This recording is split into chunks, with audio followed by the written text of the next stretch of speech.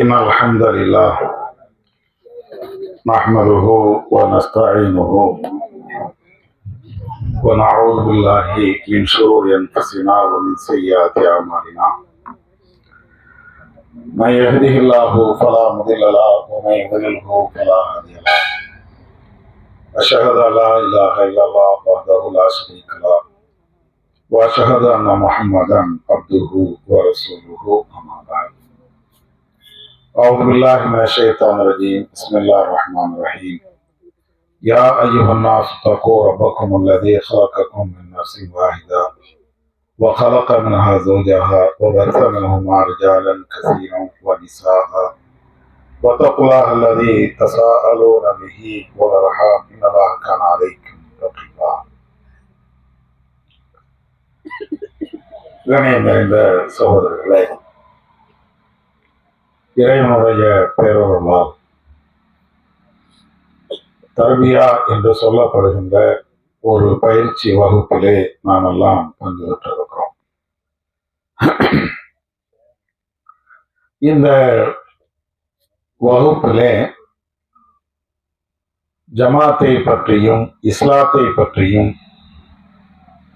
நாம் ஏற்றிருக்கக்கூடிய கொள்கைகளை பற்றியும் மனவிட்டு பேசி தெளிவருவதுதான் இந்த பயிற்சியினுடைய, குறிப்பாக எனக்கு வழங்கப்பட்ட இந்த தலைப்பினுடைய நோக்கம். அதுதான் சகோதரர் ஹாஜா சொன்ன மாதிரி ஏதோ வந்தோம், என்னமோ பேசினாங்க, கேட்டோம் அப்படின்னு போகாம உங்களுடைய கேள்விகள் எதாக இருந்தாலும் கேட்கலாம். சரியா? அதுக்குண்டான வாய்ப்புகள் உங்களுக்கு வழங்கப்படும். அதற்கு முன்னாடி ஒரே ஒரு தகவலை மாத்திரம் நான் பதிவு செய்ய ஆசைப்படுகிறேன். நாம் அத்தனை பேர்களுமே முஸ்லிம்கள், ஏக இறைவனை மறுமையை நம்பியவர்கள், அல்லாஹ்வையும் தூதரையும் நம்பியவர்கள், மரணத்திற்கு பின்னால் ஒரு வாழ்வு இருக்கிறது என்று ஏற்றுக்கொண்டவர்கள். இப்படி இருக்கக்கூடிய முஸ்லிம்களாக வாழக்கூடிய நாமோ இன்னைக்கு நம்முடைய வாழ்க்கை போக்குகள் எப்படி இருக்கிறது? உண்மையிலேயே அல்லாஹ்வை நம்பி இருக்கிறோம் என்றால் பெயரளவுக்கு நம்பி இருக்கிறோமா அல்லது உண்மையிலேயே நம்பி இருக்கிறோமா?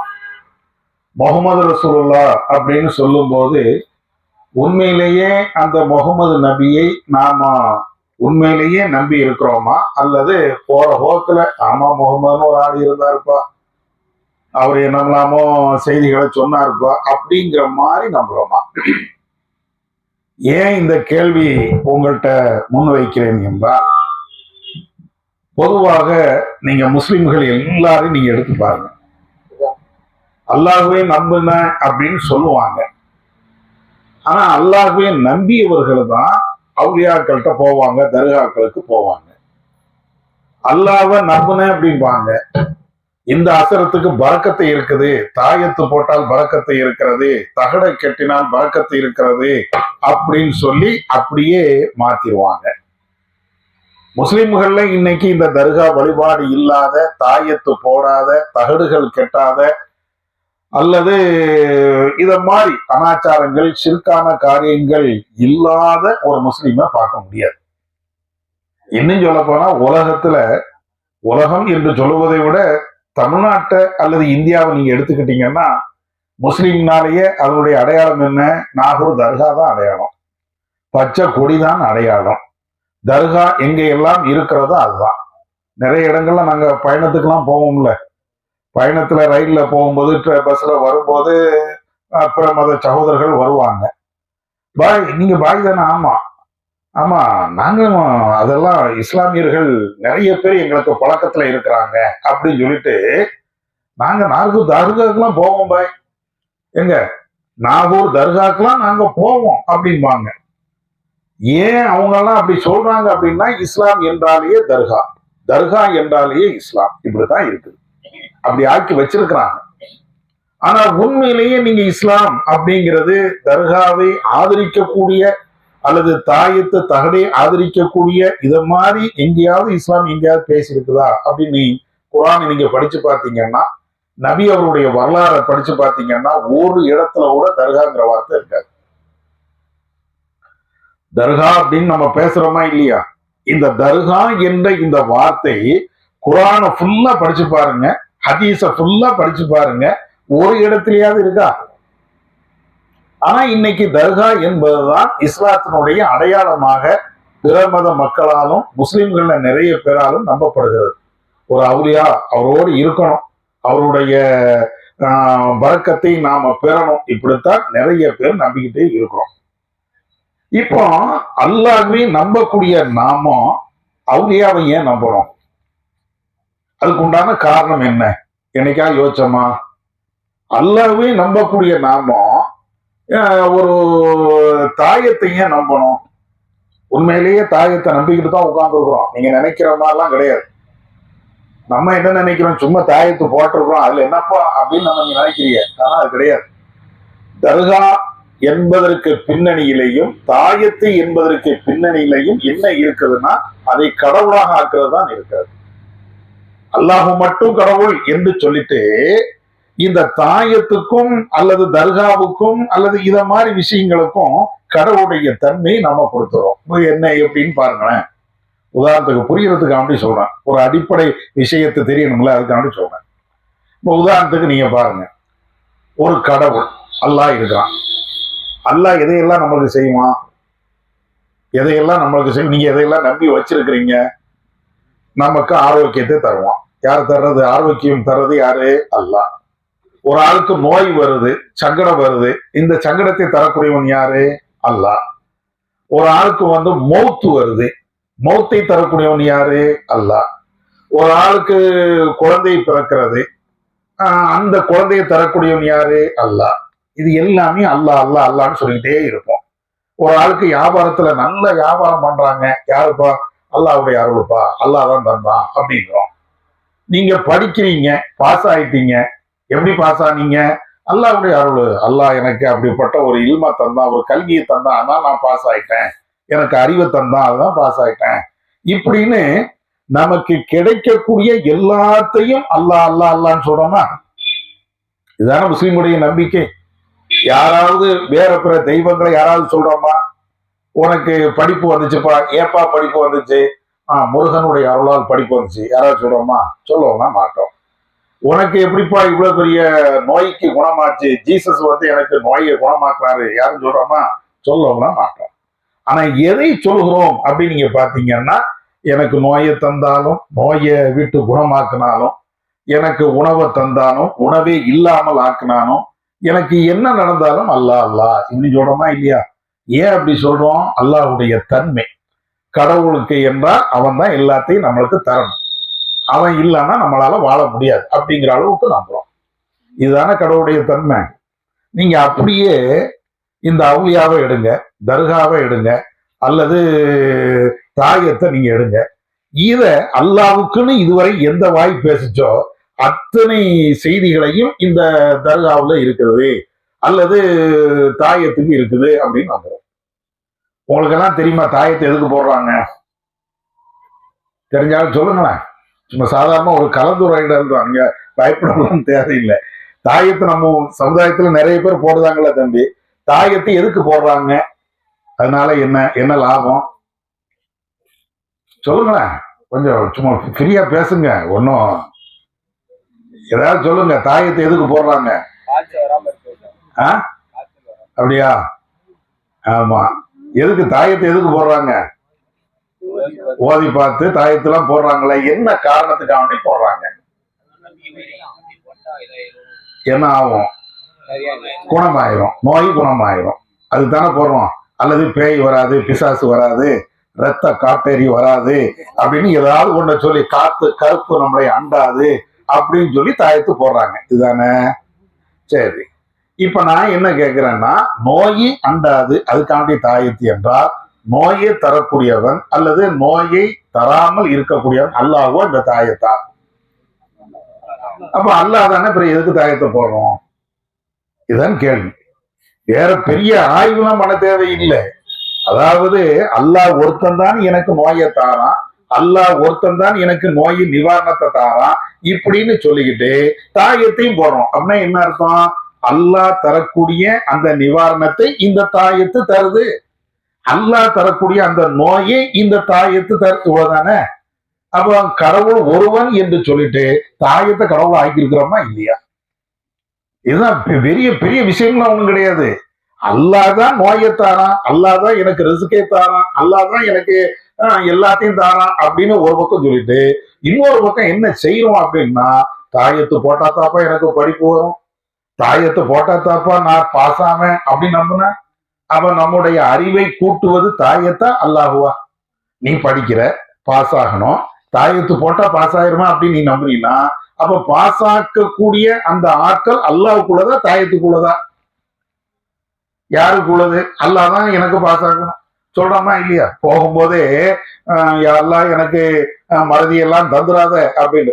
நாங்க படிக்கிற காலத்துல இதை மாதிரி எக்ஸாம் வரும். எக்ஸாம் வரும்போது எனக்கு தென்காசி தான், அங்க செய்து கொடுக்குற பள்ளிவாசல் இருக்குது, அங்க போய் 5 பைசா உண்டியல்ல போட்டு போவோம். எதுக்கு?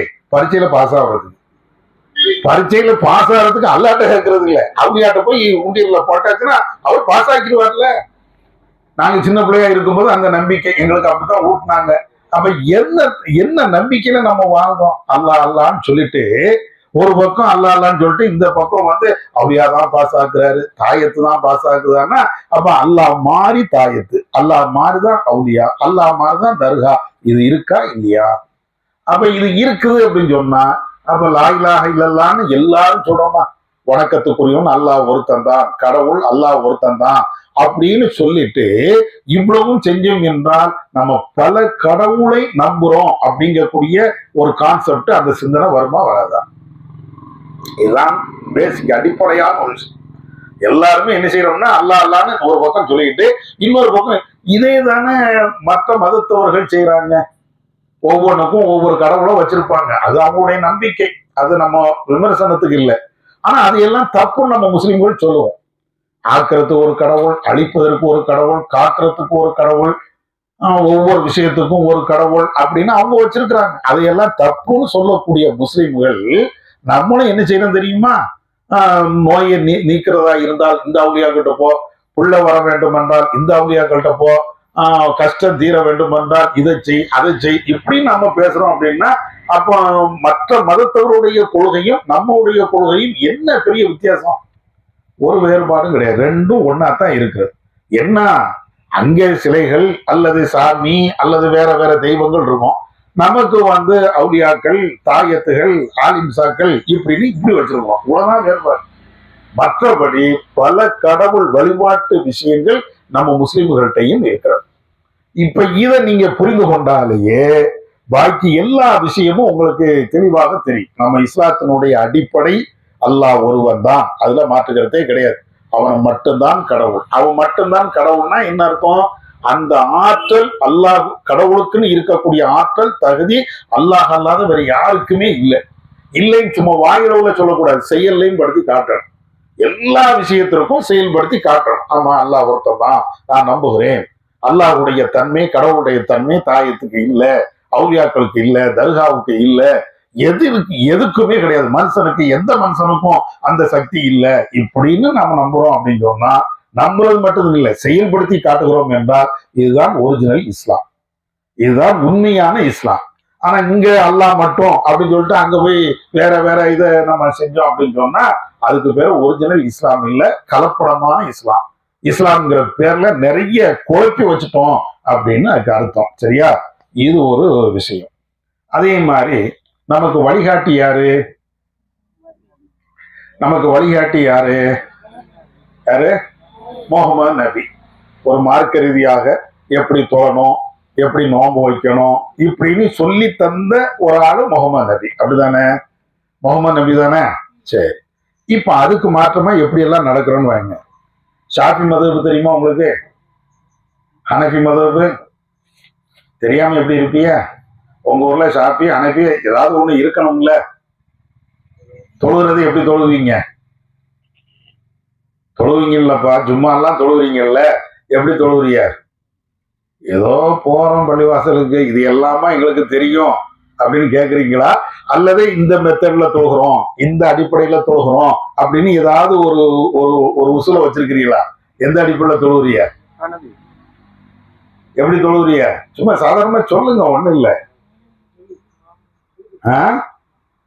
எந்த அடிப்படை தொழுதா தானே எங்களுக்கு அடிப்படையே தெரியும். தொழவே இல்லை, எப்படி தொழுதுன்னு எங்கள்கிட்ட கேட்டா என்ன கேள்வி அப்படின்னு கேட்கிறீங்களா? எப்படியா ஜும்மாக்காவது போத்தானே செய்வோம், பெருநாளைக்கு தான் போத்தானே செய்வோம். எப்படி போறோம்? 5 நேரம் தொழுகிறோமோ இல்லையோ, வாரம் ஜும்மாக்கு போய் தொழுதுருவோம். அப்படி இல்லைன்னா பெருநாளைக்கு ஒரு நாளைக்காவது போய் தொழுதுருவோம். ஏதாவது வாழ்க்கையில தொழாம இருக்க மாட்டோம். கண்டிப்பா என்னைக்காவது ஒரு நாளைக்கு தொழத்தான் செய்வோம். எப்படி தொழுகிறோம்? எப்படி தொழுகிறோம் சொல்லுங்க, நீங்க சொன்னா தானே தெரியும்.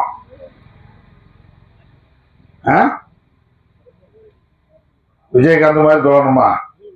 எப்படி தொழணும் தெரியணும்ல, அவர் காட்டி தந்த மாதிரி. அல்லது இப்போ லேட்டஸ்ட் வந்து விஜய் மாதிரியோ அல்லது அஜித் மாதிரியோ தொழணுமா? எப்படி தொழணும்? நம்மளுக்கு பின்பற்றுதா இருந்தால் யாரை பார்த்து நம்ம முன்மாதிரியா தொழுகிறோம்? எல்லாரும் அப்படி தொழுகிறது இல்லப்பா, எல்லாரும் அப்படி தொழுகிறது இல்லையே. சரி, ரைட்டு, இருக்கட்டும். இப்போ உங்க ஊர்லயே நிறைய பள்ளிவாசல் இருக்குது. அந்த தஞ்சாவூர் பள்ளியும் பாங்க, அப்படிதானே? அசருக்கு எப்ப வாங்க சொல்லுவாங்க கேட்டிருக்கீங்களா? 4:45 5 மணிக்கு தான் வாங்க சொல்லுவாங்க அந்த அந்த பள்ளியில. அதே மாதிரி கொஞ்சம் தள்ளி நீங்க ஷாஃபி பள்ளி இருக்குதுன்னு வைங்களேன், அவங்க 3:30க்குனா வாங்க சொல்லிடுவாங்க. ஷாஃபி பள்ளி இருந்ததுன்னா அசருக்கு 3:30க்கு வாங்க சொல்லிடுவாங்க. ஹனஃபி பள்ளியா இருந்தாச்சுன்னா 4:30 அல்லது 5 மணிக்கு தான் வாங்க சொல்லுவாங்க. என்னைக்காவது ஏப்ப இதுவும் அல்லாஹ்வை வணங்கக்கூடிய பள்ளி, அதுவும் அல்லாஹ்வை வணங்கக்கூடிய பள்ளி, இவங்க எதுக்கு நான் அசரை வந்து 3:30க்கு தொழணும், அவங்க எதுக்கு 5 மணிக்கு தொழணும்? என்னைக்காவது கேட்டிருக்கலாம் கேள்விய? இல்ல நான் சொல்றது பொய்யா உண்மையா? முதல்ல அது தெரிஞ்சுக்கிடுவோம். உண்மைதானே? நான் வந்து கூட்டி குறைச்சு ஒண்ணு சொல்லிருக்கலையே. அதாவது ஒரு பள்ளிவாசல்ல அசர் தொழுகைக்கு 3 மணிக்கு வாங்க சொல்றாங்க, இன்னொரு பள்ளியில 5 மணிக்கு சொல்றாங்க. ஏறத்தாழ 1.5 மணி நேரம் 2 மணி நேரம் டிஃபரெண்ட்ல. இவரும் அசர் தான் தொழுகிறாரு, அவரும் அசர் தான் தொழுகிறாரு. ஆனா இவர் முன்கூட்டி தொழுகிறாரு, அவர் லேட்டா தொழுகிறாரு. இவங்க 1 மணி நேரத்துக்கு முன்னால பாங்க சொல்றாங்க, அவங்க 1 மணி நேரத்துக்கு பின்னால்தான் பாங்க சொல்றாங்க. ஏன் அப்படி சொல்றாங்க தெரியுமா? ஏன் சொல்றாங்க அப்படின்னு கேட்டீங்கன்னா, ஷாஃபி மதஹப்ல அசருடைய நேரம் இருக்கா இல்லையா, அந்த நேரம் 3 மணிக்கே வந்துருது அல்லது 3:30க்கே வந்துருது. ஹனஃபி மதஹப்ல அது 3:30க்குனா வரல, 5 மணிக்கு தான் அவங்களுக்கு அசர் வருது. ஒரு ஹனஃபி மதஹபை சார்ந்தவர் 3 மணிக்கு அசர் தொழுவிட்டாருன்னா அவர் தொழுகையே கூடாது இப்படின்னு வச்சிருக்கிறாங்க. அதனாலதான் இந்த டிஃபரெண்ட். 2 பேரும் முஸ்லீமு, 2 பேரும் அல்லாஹ்வை வணங்குறாங்க. ஆனா ஒரு ஆளுக்கு இப்படி, ஒரு ஆளுக்கு இப்படி. இது எந்த அடிப்படையில இது சரி? இது நானும் முஸ்லீமும் முகமது நபின்னு தானே சொன்னீங்க. எல்லாரும் முகமது நபியை பின்பற்றுறோம். முகமது நபி இப்படி எங்கேயாவது சொல்லி இருக்கிறாங்களா? இந்த முஸ்லீம் 3 மணிக்கே தொழுவும், அந்த முஸ்லீம் 5 மணிக்கு தொழுவும் அப்படின்னு எங்கேயாவது சொல்லி இருக்கிறாங்களா? முகமது நபி ஒரு ஆளு தானே, அவங்க ஒரு மாதிரி தானே காட்டி தந்திருப்பாங்க. இப்ப இது ஏன் இப்படி வந்துச்சு அப்படின்னு சொன்னா, முகமது நபியத்தை நாங்க பின்பற்றுவோம் அப்படின்னு சொல்லிட்டு முகமது நபியை பின்பற்றுவது இல்லை. இமாம் ஷாஃபி அப்படின்னா அவங்கள பின்பற்றுவது, இமாம் ஹனஃபி அவங்கள பின்பற்றுவது. அதனாலதான் நிறைய பள்ளிவாசல் நீங்க பாத்தீங்கன்னா ஹனஃபி ஜும்மா பள்ளிவாசல் இப்படின்னு எழுதியிருப்பாங்க. முகமது நபி ஜும்மா பள்ளிவாசல் எங்கேயா பாத்திருக்கீங்களா? ஒரு இடத்துல கூட இருக்காது. எந்த பள்ளிவாசலையும் முகமது நபி ஜும்மா பள்ளிவாசல் எழுத மாட்டாங்க. எப்படி எழுதியிருப்பாங்க? ஹனஃபி ஜும்மா பள்ளிவாசல், ஷாஃபி ஜும்மா பள்ளிவாசல் இப்படிதான் எழுதி வச்சிருப்பாங்க. எதுக்கு அர்த்தம்? இப்ப நீங்க சொல்றீங்க முகமது நபி தான் பின்பற்றணும். ஆனா நாட்டு நடப்பு எப்படி இருக்குதுன்னு கேட்டா, முகமது நபியை பின்பற்றி அவங்க தொழுகிறது இல்லை, ஒரு பெரிய மனுஷனை பின்பற்றி தான் தொழுறாங்க.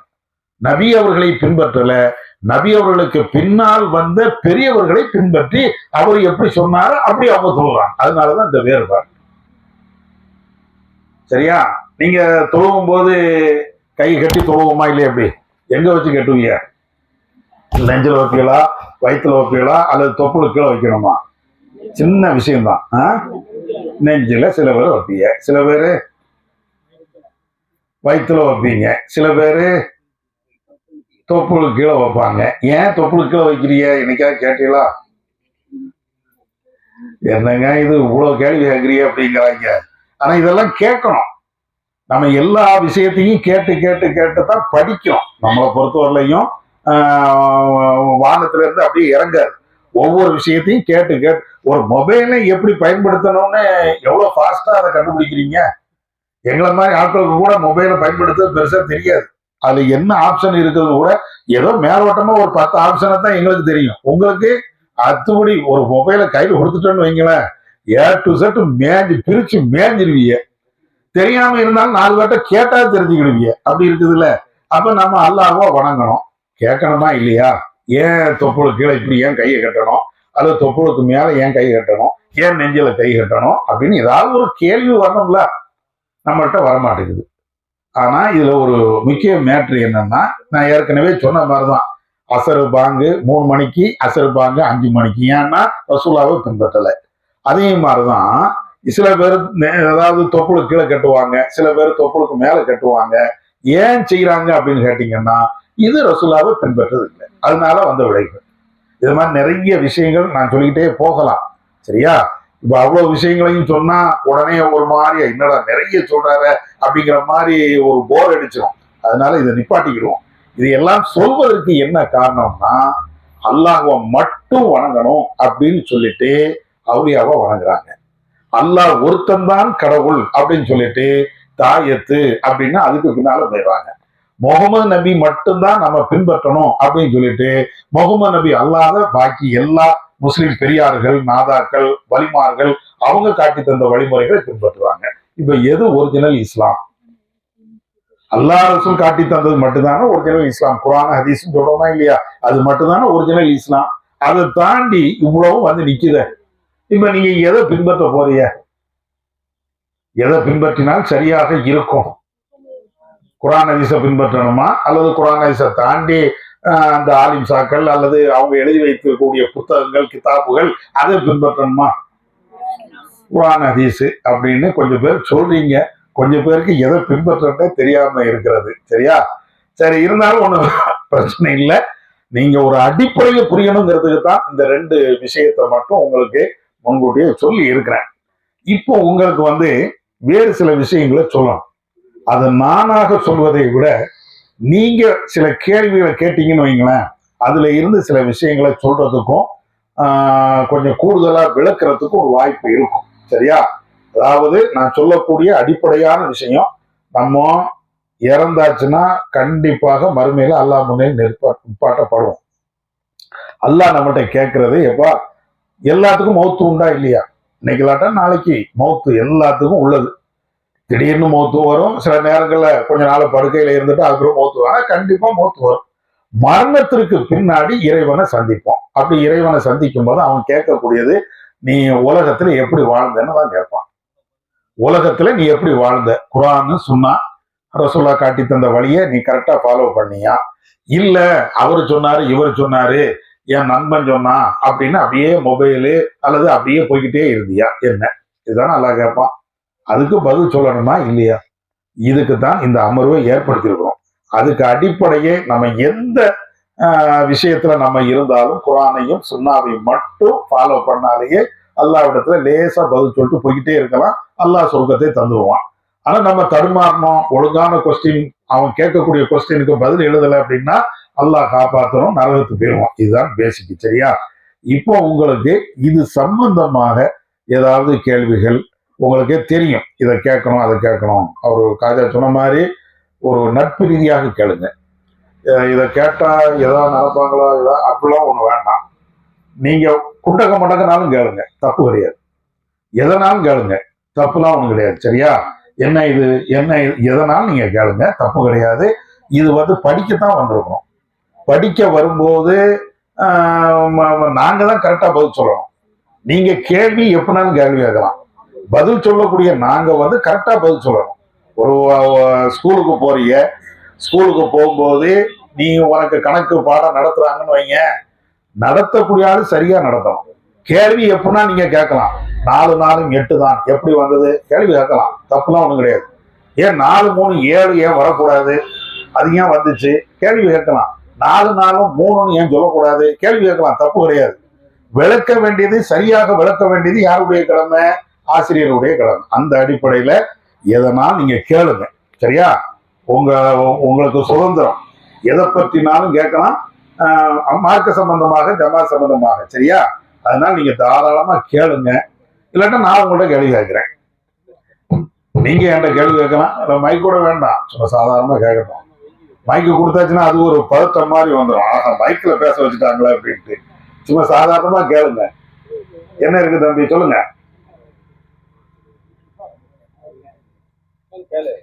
கேளுங்க, எதனாலும் கேளுங்க தம்பி, ஒன்னும் பிரச்சனை இல்லை. இல்ல நம்ம தான்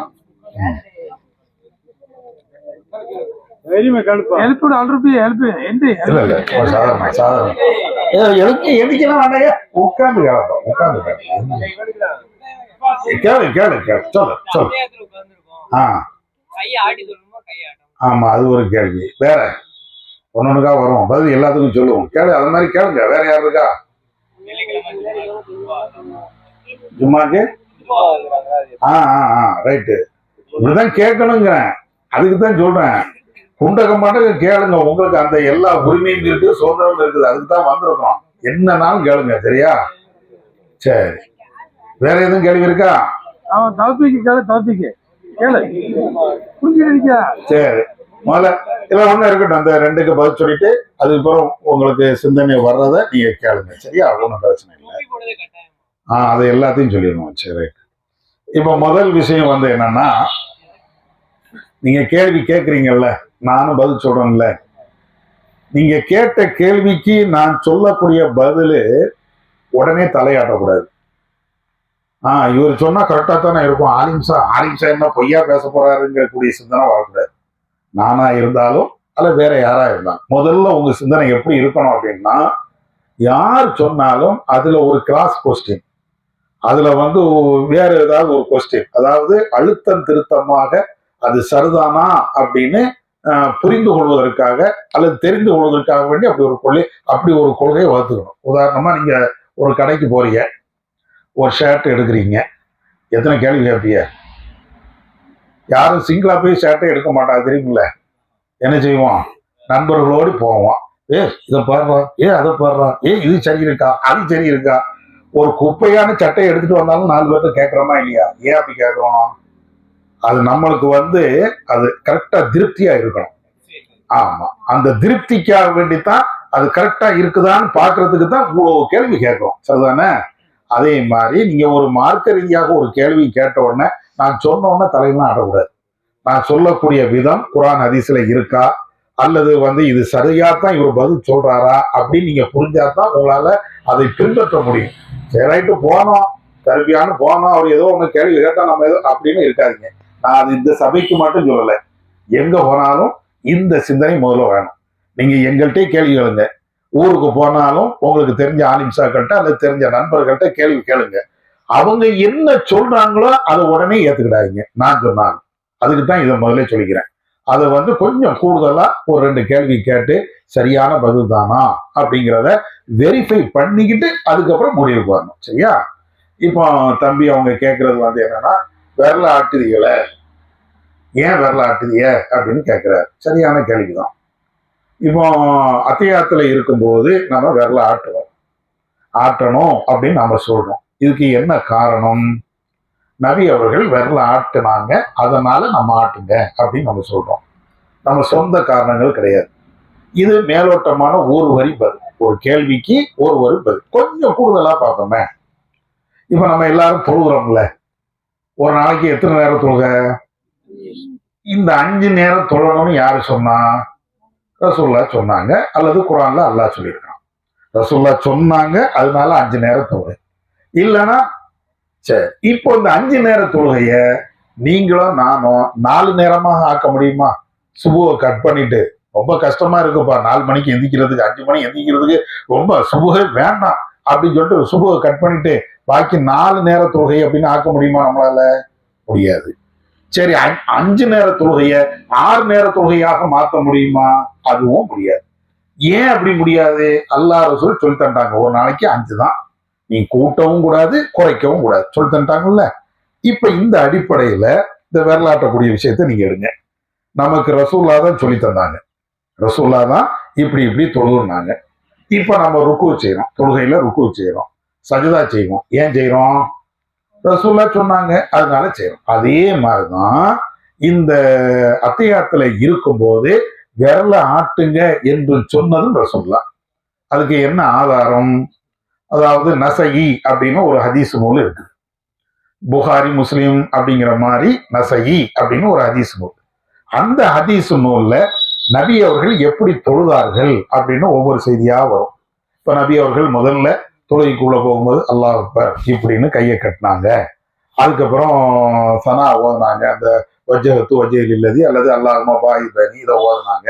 அதுக்கப்புறம் சூரத்துல் ஃபாத்திஹா அல்ஹம்துலில்லாஹி ரப்பில் ஆலமீன் ஓதுனாங்க. அதுக்கப்புறம் வேற ஒரு சூறா ஓதுனாங்க. அதுக்கப்புறம் ருக்கு செஞ்சாங்க. அதுக்கப்புறம் ருக்குல இருந்து எதிர்ச்சாங்க. இப்படின்னு ஒவ்வொன்றா வரும். அதுல நபி அவர்கள் கடைசியாக அத்தியாத்தி இருப்புல இருந்தாங்க. அப்படி இருந்துட்டு அவங்களுடைய அதுல எவ்வளவு விவரம் வருதுன்னு பாருங்க. ஹதீஸ் சும்மா ஒண்ணும் கிடையாது. ரசூல்லா மாதிரி நீங்க தொழுவுங்க அப்படின்னா சும்மா ஒண்ணு இருக்காது. சும்மா ரசூல்லா அப்படிலாம் இருக்காது. புள்ளி விவரத்தோடு ஒவ்வொரு, அதாவது ஸ்டெப் பை ஸ்டெப்பா இப்ப இதை செய்யணும், இப்ப இதை செய்யணும், எல்லாமே ஹதீஸ்ல இருக்கும். அதுல ரசூல்லா அத்தியாயத்துல எப்படி இருப்பாங்க அப்படிங்கிறதும் வரும். எப்படி இருப்பாங்கன்னா, அதாவது தன்னுடைய இந்த இடது கால் இருக்கா இல்லையா, இதை கொஞ்சம் சரிச்சு போட்டு வலது கால பின்னால அந்த விரலை இப்படி நட்டி வச்சு அவங்களுடைய கை ரெண்டு கையையும் இந்த முட்டு தொடை இதுல இப்படி வைத்து கொண்டு அதையும் தாண்டி அவங்களுடைய விரலை 53 மாதிரி முஸ்லீம்ல இப்படி ஒரு ஹதீஸ் வரும். ரசூலா இப்படி வைத்து கொண்டார்கள்.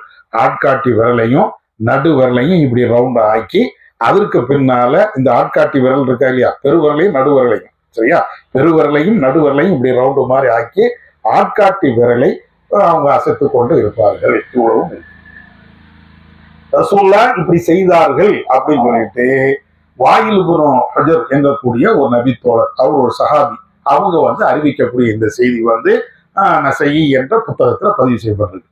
அப்ப ரசூல்லாவுடைய தொழுகை எப்படி தொழுதாங்களோ அப்படி நம்ம தொழணும். அந்த அடிப்படையில தான் இந்த விரல் ஆட்டுதல் அப்படின்றது.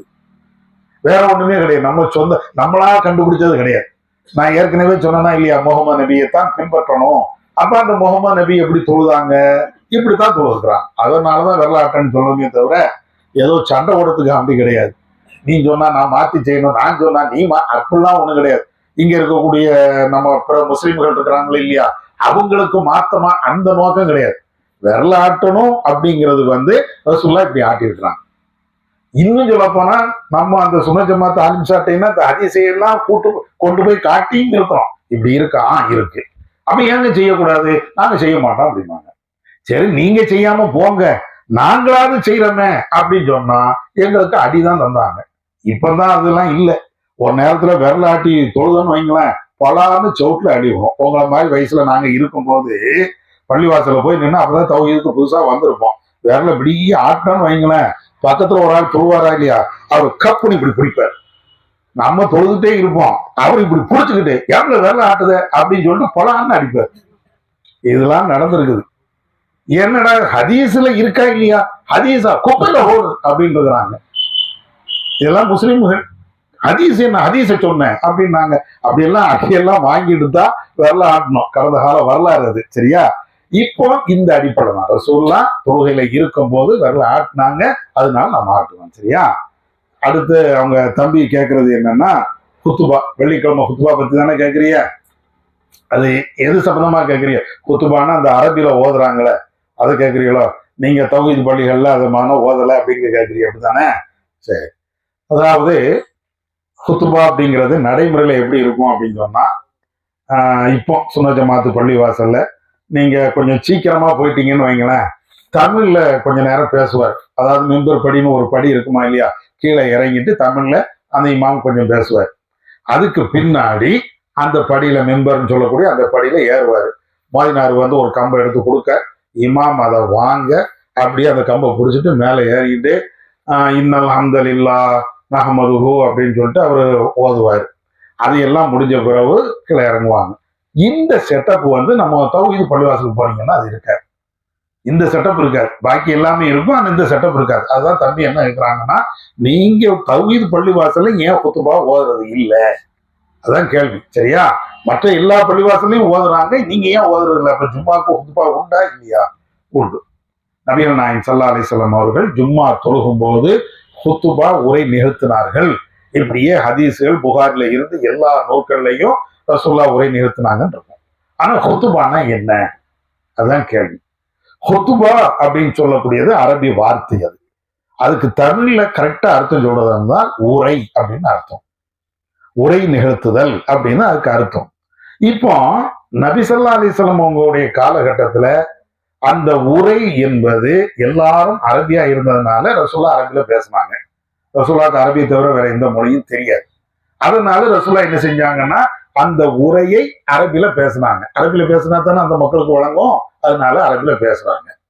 இப்போ இந்த ஹுத்துபா என்பது அரபில தான் ஓதணும் அப்படின்னு நம்ம ஊர்ல செங்கோட்டையிலன்னு வச்சு, செங்கோட்டையில இல்ல எல்லா இடத்துலயும் அப்படித்தான் வச்சிருக்கிறான். அந்த ஹுத்துபா எங்கக்கூடிய உரை எப்படித்தான் இருக்கணும், அரபில தான் இருக்கணும், வேற மொழியில இருக்கக்கூடாது. ஏன் அப்படி சொல்றீங்க? ஹுத்துபாங்கிறது உரை தானே, உரையினுடைய நோக்கம் என்ன? இப்ப நான் இப்ப பேசுறேன், நீங்க கேட்கறீங்க, இதனுடைய நோக்கம் என்ன? தமிழ்ல இருந்தா தானே நீங்க கேட்பீங்க. இப்ப நான் பிரெஞ்சுல பேசுறேன், என்ன நினைப்பீங்க? அல்லது ஒண்ணு வேண்டாம், அரபில இப்ப பேசுறேன், ஏதாவது புரியுமா? என்னடா இது, அங்க இருந்து இங்க கூட்டு வந்து காட்டுல கூட்டு வந்துட்டு இவன் என்னமோ பேசுறான், ஒன்னும் விளங்கல, என்ன மொழின்னு கூட புரியல அப்படின்னு போயிடுவோம். இப்ப நான் பேசுறது உங்களுக்கு புரியணும் அப்படின்னா உங்க மொழியில பேசினா தானே உங்களுக்கு புரியும். அப்ப உரைங்கிறது என்ன? மக்களுக்கு வந்து செய்தியை சொல்லும். உரை அப்படின்னாலேயே எல்லாரும் வெள்ளிக்கிழமை கூட்டு வந்து சும்மா அல்லாஹ் அக்பர் அப்படின்ட்டு போங்கிறது இல்லை. அவங்களுக்கு வார வாரம் இஸ்லாத்தினுடைய அடிப்படை என்னன்னா ஒரு செய்தியை சொல்லணும். அல்லாஹ்வை பற்றி, மறுமையை பற்றி, உலகத்தினுடைய சில விஷயங்களை பற்றி அவ்வப்போது உணர்த்தும். இதுக்குத்தான் இஸ்லாம் குத்துபாவே வச்சிருக்குது. அப்ப நம்ம பேசக்கூடிய இந்த உரை என்பது, அந்த இமாம் பேசக்கூடிய உரை என்பது உங்களுக்கு கேட்கணுமா, அது புரியணுமா, புரிய வேண்டாமா? இப்ப நீங்க பள்ளிவாசலுக்கு போறீங்கல்ல, அந்த இமாம் அரபில ஓதுறாரா இல்லையா, ஏதாவது விளங்குச்சா? ஒண்ணுமே. அப்ப அது உரைன்னு சொல்றதுல என்ன அர்த்தம் இருக்கிறது? உங்களுக்கு புரியக்கூடிய பாஷையில அவர் பேசி இருந்தாருன்னா விளங்கும். ரைட்டு, தமிழ்ல பேசுறாரு, எனக்கு விளங்குது. அதாவது நம்ம பேசக்கூடியது அடுத்த ஆளுக்கு புரிஞ்சாத்தானுங்க பேச்சு. இப்போ நீங்க இதையெல்லாம் விட்டுருங்க, நான் ஒரு மாதிரியா பேசுறேன், உங்களுக்கு புரியலைன்னா என்ன செய்வீங்க? என்னமோ வளர்றாங்க அப்படிம்பிய, அதானே? விளங்குச்சுன்னா விளங்குச்சு, அவர் பேசுனது நல்லா புரிஞ்சிச்சுப்பா அப்படிம்பிய. புரியலைன்னா என்னவோ போட்டு அறுத்தா இருப்பா, விளங்கலப்பா அப்படிங்கிறீங்க.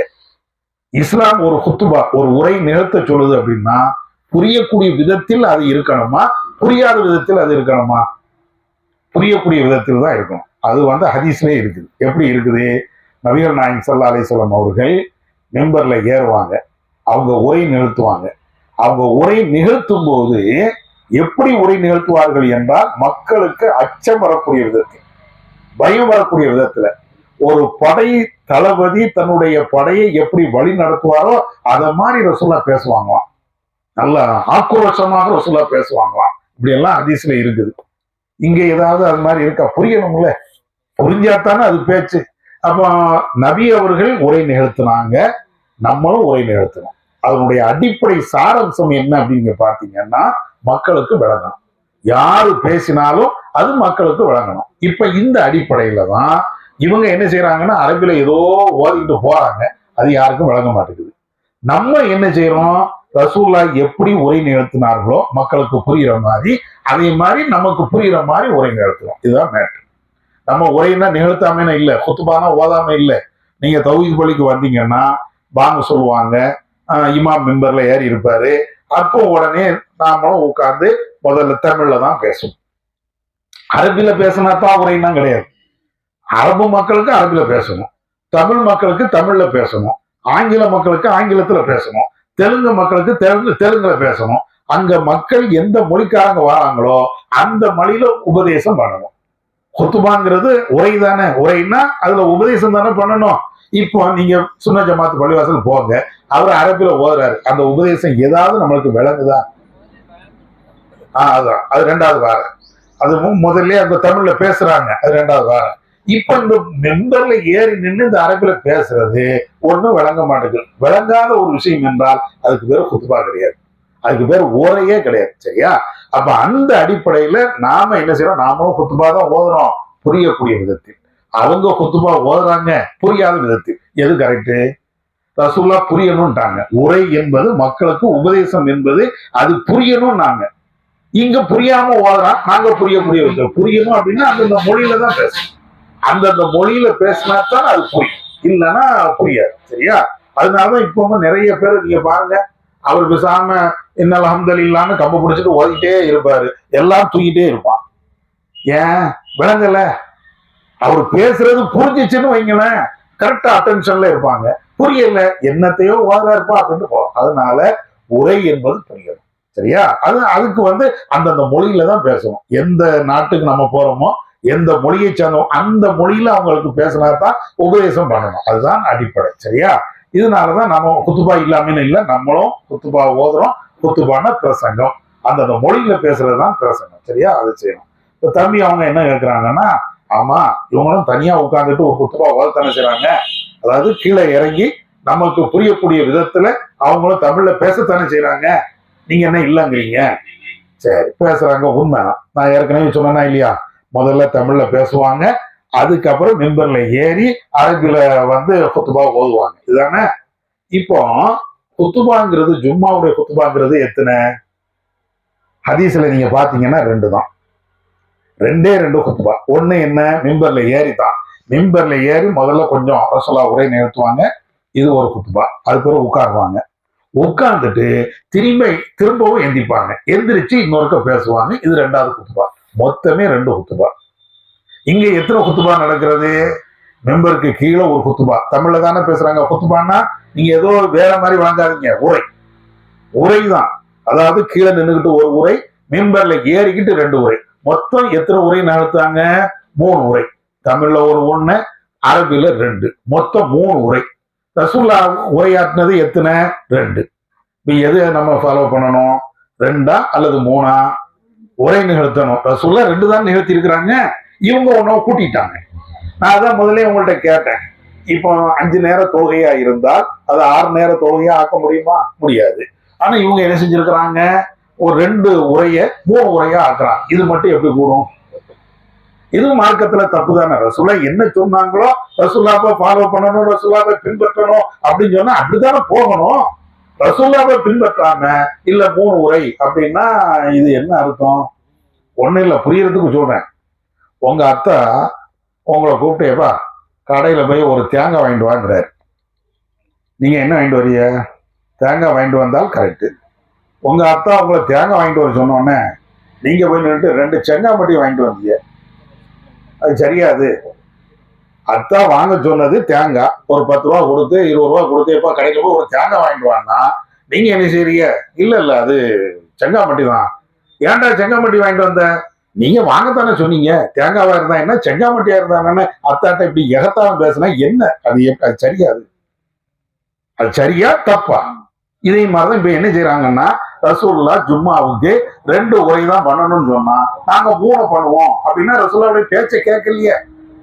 ரசூலுல்லாஹ்வை பின்பற்றணும்னு சொல்லிட்டு ரசூலுல்லாஹ்வை உதாசீனப்படுத்துறாங்க. இதுதான் நடக்கிறது. சரியா?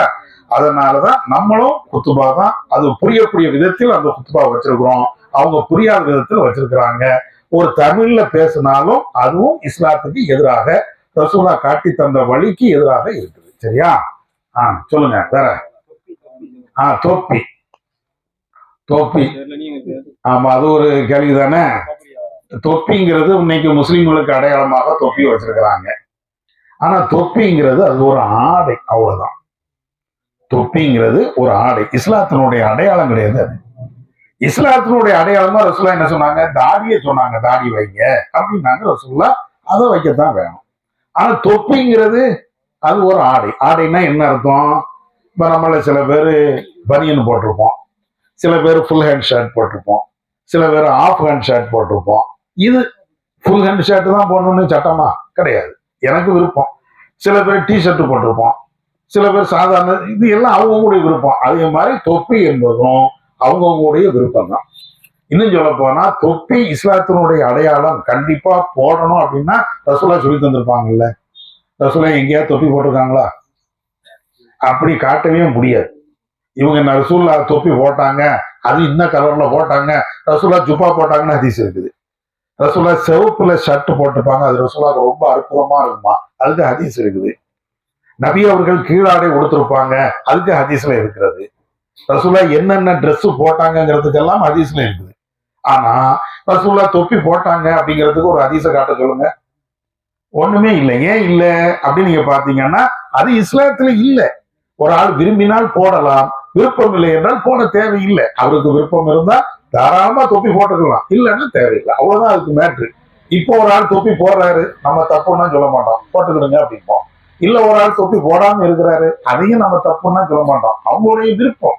போடுவதும் போடாம ஒரு ட்ரெஸ் மாதிரி. சில பேர் பனியன் போடுவோம், சில பேர் பனியன் போடாம இருப்போம். பனியன் போட்டா தான் முஸ்லீம், பனியனை கழட்டிட்டா முஸ்லீமே இல்லை அப்படியே சொல்லக்கூடிய அத மாதிரி அவங்கவுங்க விருப்பம். அதனால தொப்பி போடவும் செய்யலாம், போடாமலும் இருக்கலாம், அவங்களுடைய விருப்பம். சரியா? வேற சொல்லுங்க. சொல்லுங்க தம்பி, கேளுங்க. ஒன்னும் தப்புலாம் ஒண்ணும் கிடையாது. உண்டக்க மாட்டக்க கேளுங்க தம்பி, ஒன்னும் பிரச்சனை இல்லை. கேட்கட்டும், ஒன்னும் பிரச்சனை இல்லை. எதனாலும் கேளுங்க. கேள்வி கேட்கறது தப்புலாம் ஒண்ணும் கிடையாது. சொல்லுங்க தம்பி. சொல்லுங்க. ஆமா ஆமா ஆமா. புரியாது. Right, correct. அழகான கேள்வி. இப்படிதான் கிராஸ் பண்ணி கேட்கணும், இதுதான் நல்லது. ஒரு ஆள் சொன்ன உடனே தலையாட்டக்கூடாதுல்ல. சொல்லலாம். இப்ப அதே மாதிரி இப்ப அரபு நாட்டுக்காரங்க இங்க வந்துட்டாங்க, செங்கோட்டைக்கு வந்து தோதுட்டாங்க. அவருக்கு குத்துபா விளங்கணும்ல. அப்ப அதுக்கு தான் அரபி அப்படின்னா, இப்ப நம்ம மக்காவுக்கு போயிட்டோம். செங்கோட்டையில இருந்து ஒரு ஆள் உம்ராவுக்கு தமிழ் பேசக்கூடிய ஆள் மக்காவுக்கு போயிட்டாரு. இப்ப அவரு எந்த பாஷையில குத்துபா வரணும், தமிழை மாத்தணுமா? அங்க மக்காவுல நம்ம மட்டும் போக மாட்டோம், உலகத்துல உள்ள எல்லாரும் வருவாரு. அப்ப அவரு என்ன பேசணும்? இல்ல கேக்குறேன், சொல்லிக்கிறேன். அது அடிப்படையில என்னங்கிறது சொல்லிக்கிறேன். இப்ப நம்ம எல்லாரும் அங்க போயிட்டோம் அப்படின்னு சொன்னா, அங்க உரை நிறுத்தும் போது ஒரு உரையே தமிழ்ல, ஒரு உரையில ஆங்கிலத்துல, இன்னொரு உரையை அரபி, இப்படியா பேசுவாங்க? பேச மாட்டாங்க. அப்ப என்ன அடிப்படை அப்படின்னா, எங்கே அந்த பள்ளிவாசல் இருக்கிறதோ அந்த பகுதி மக்கள் என்ன, அதை தான் கவனிக்கணும். வெளியூர்ல இருந்து 4 பேர் வந்திருப்பாங்க, அதை கவனிக்க கூடாது. இப்ப நம்ம செங்கோட்டையில இருந்து மக்காவுக்கு போயிருப்போம், அதை கவனிக்க கூடாது. மக்காங்கிறது அது வந்து அரபியர்கள் இருக்கக்கூடிய ஒரு பகுதி, அவங்களை கவனிச்சுதான் பேசணும். நான் இங்க இருந்து ஒரு நாளைக்கு போயிட்டேன் அப்படிங்கிறதுக்காக வேண்டி அந்த குத்துபாவுடைய ஸ்டைல மாற்ற முடியாது. இப்ப நம்ம இங்கே இருக்கிறோம், ஒரு ஆள் இங்கிலீஷ்காரர் வந்துட்டாருங்கிறதுக்காக வேண்டி இங்கிலீஷ்ல மாற்ற முடியாதுல்ல. அதே மாதிரிதான் ஒரு ஆள் அரபி வந்துட்டாருங்கிறதுக்காக வேண்டி செங்கோட்டையில நின்றுட்டு அரபியில பேச முடியுமா? உரையை நிறுத்த முடியாது. அப்ப அந்த கான்செப்ட்ல அந்த ஊர் மக்கள், அந்த பகுதி மக்கள் எந்த மொழியில பேசுறாங்களோ அதுதான். அதாவது விதிவிலக்காக 1-2 பேர் இருப்பாங்க அந்த மொழி, அதை வச்சு நம்ம பார்க்க கூடாது. மெஜாரிட்டி என்ன? இப்ப நம்ம ஊர்ல செங்கோட்டையில மெஜாரிட்டியான மக்கள் யாரு? எல்லாரும் அரபியா பேசுறோம் இல்ல, மெஜாரிட்டி தமிழ். 1-2 பேர் ஆங்கிலம், 1-2 பேர் தமிழ், 1-2 பேர் வடநாட்டு ஹிந்திக்காரனும் வந்திருப்பான். அப்படித்தானே? இப்ப ஊருக்கு ஊரா ஹிந்திக்காரன் இருக்கத்தானே செய்யறாங்க. அவங்க முஸ்லீம்கள் வந்து தொலை வந்தா உடனே ஹிந்திலேயே பேசுறது, பேச மாட்டான். அது விதிவிலக்கு. வரக்கூடிய மக்கள்ல வேற வேற மொழி பேசக்கூடியவங்க 1-2 பேர் விதிவிலக்கு. பொதுவாக யாரை பார்க்கணும். அதே மாதிரிதான் மக்காவுக்கு போனாலும், அரபு நாடுகளுக்கு போனாலும், அல்லது ஆங்கில நாடுகளுக்கு போனாலும் அப்படிதான் நம்ம பார்க்கணும். சரியா? வேற சொல்லுங்க. கேளுங்க, குண்டக்க மாட்டங்க கேளுங்க தம்பி, ஒன்னும் பிரச்சனை இல்லை. சொல்லுங்க. சொல்லுங்க. பெண்களுக்கு பெண்களுக்காக வேண்டிய அப்படியா? பொதுவாகவே ஒரு ஆள் இறந்துட்டாருன்னா அதுக்கு ஜனாசா தொழுகை நடத்துறோமே, அதுல பெண்களும் சேர்ந்து தொழலாமா அப்படிங்கிறது தானே? அதுதானே. அதாவது ஒரு ஆள் இறந்துட்டாருன்னா ஜனாசா தொழுகை நடக்குவோம்ல, அதுல பெண்களும் வந்து கலந்து கொண்டு அந்த ஜனாசாவுக்காக வேண்டி ஜனாசா தொழுகை கூடுமா அப்படிங்கிறது தானே கேக்குறீங்க? ரைட்டு தான். அதாவது பொதுவாக ரசூல்லா வந்து சொல்லுவாங்க, ஒரு முஸ்லீம் இன்னொரு முஸ்லீமுக்கு செய்ய வேண்டிய கடமைகள் அப்படிம்பாங்க. அந்த முஸ்லீம் ஆணா இருந்தாலும் பெண்ணா இருந்தாலும் சரி, இப்ப நான் உங்களுக்கு சில கடமைகள் செய்யணும், நீங்க எனக்கு சில கடமைகள் செய்யணும். அதுல ஒண்ணு என்ன? நீங்க சலாம் சொன்னா நான் பதில் சொல்லணும், நான் சலாம் சொன்னா நீங்க பதில் சொல்லணும். இதே மாதிரிதான் ரசூல்லா என்ன செய்யறாங்கன்னா, ஒருவர் இறந்து விட்டார் என்றால் அவருக்கு இறுதி கடமைகள், அவருக்கு செய்ய வேண்டிய கடமைகளை ஆணும் செய்யணும் பெண்ணும் செய்யணும். பொதுவாக தான் ரசூல்லா சொல்லிட்டாங்க. ஒரு ஆள் ஒரு ஆள் இறந்துட்டாருன்னா அவங்களுக்கு ஜனாசா தொழுகை நடத்தணும் அப்படிங்கக்கூடிய இந்த சட்டம் ஆணுக்கு மட்டும்தான் பெண்ணுக்கு இல்லை, அல்லது பெண்ணுக்கு மட்டும்தான் ஆணுக்கு இல்லை அப்படின்னு ரசூல்லா பிரிச்சுனா காட்டல. ஆணும் பெண்ணும் ரெண்டு பேருமே ஒரு ஆள் இறந்துட்டாருன்னா தொழுகை நடக்கும். சரியா? அதுல ஒரே ஒரு விதிவிலக்கு என்னன்னா, ஒரு ஆளுக்கு ஜனாசா தொழுகை நடத்திட்டோம், ஆணு பெண்ணு எல்லாருமே சேர்ந்து நின்று தொழுது ஜனாசா தொழுகை நடத்திட்டோம். அப்ப அந்த ஜனாசாவை கொண்டு போய் அடக்கம் கொண்டு போவோமா இல்லையா, தூக்கிட்டு போவோமா இல்லையா கபருக்கு? அப்ப ரசூலுல்லாஹ் சொல்றாங்க, ஆண்கள் மட்டும் போட்டோம், பெண்கள் போகாதீங்க அப்படின்னாங்க. அதுலயும் ரசூலுல்லாஹ்வுடைய காலத்திலேயே உம்மாத்தியா போன்ற பெண்கள் எல்லாம் ரசூலுல்லாஹ் தடுத்தாலும் நாங்களும் கபருக்கு போவோம்னு போயிட்டாங்க. ரசூலுல்லாஹ் அதை பெருசா கண்டுக்கிடல.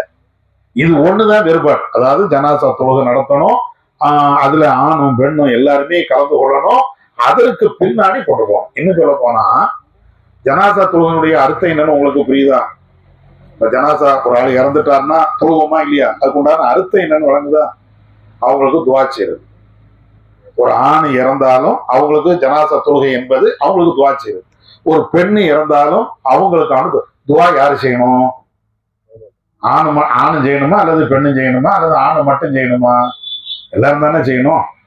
எல்லாரும் தானே. இப்போ உதாரணமா நான் இறந்துட்டேன், எங்க உமா எனக்கு துவா செய்யணுமா செய்ய வேண்டாமா? எங்க உமா செய்யணும். பெண்ணு என் பிள்ளைக்கு செய்ய மாட்டேன்னு சொல்லக்கூடாது, அப்படித்தானே? என் அக்கா இறந்துட்டாங்க, என் அக்காவுக்கு நான் துவா செய்யணும், அப்படித்தானே?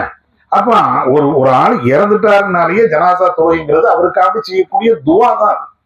அப்ப அது ஆணுக்கு மட்டும்தான், பெண்ணுக்கு இல்லை அப்படின்னா அப்ப பெண்கள் துவாவே செய்யக்கூடாதா அப்படின்னு கேள்வி வரும். அதனால ஆணும் செய்யணும் பெண்ணும் செய்யணும். அந்த மாதிரி ஆண்களும் பெண்களும் அவங்க தொழுகையில கலந்து கொள்ளணும். ஆனா ஒரு இஸ்லாத்தினுடைய வரம்புக்கு உட்பட்டு, வரம்பை மீறி பெறக்கூடாது.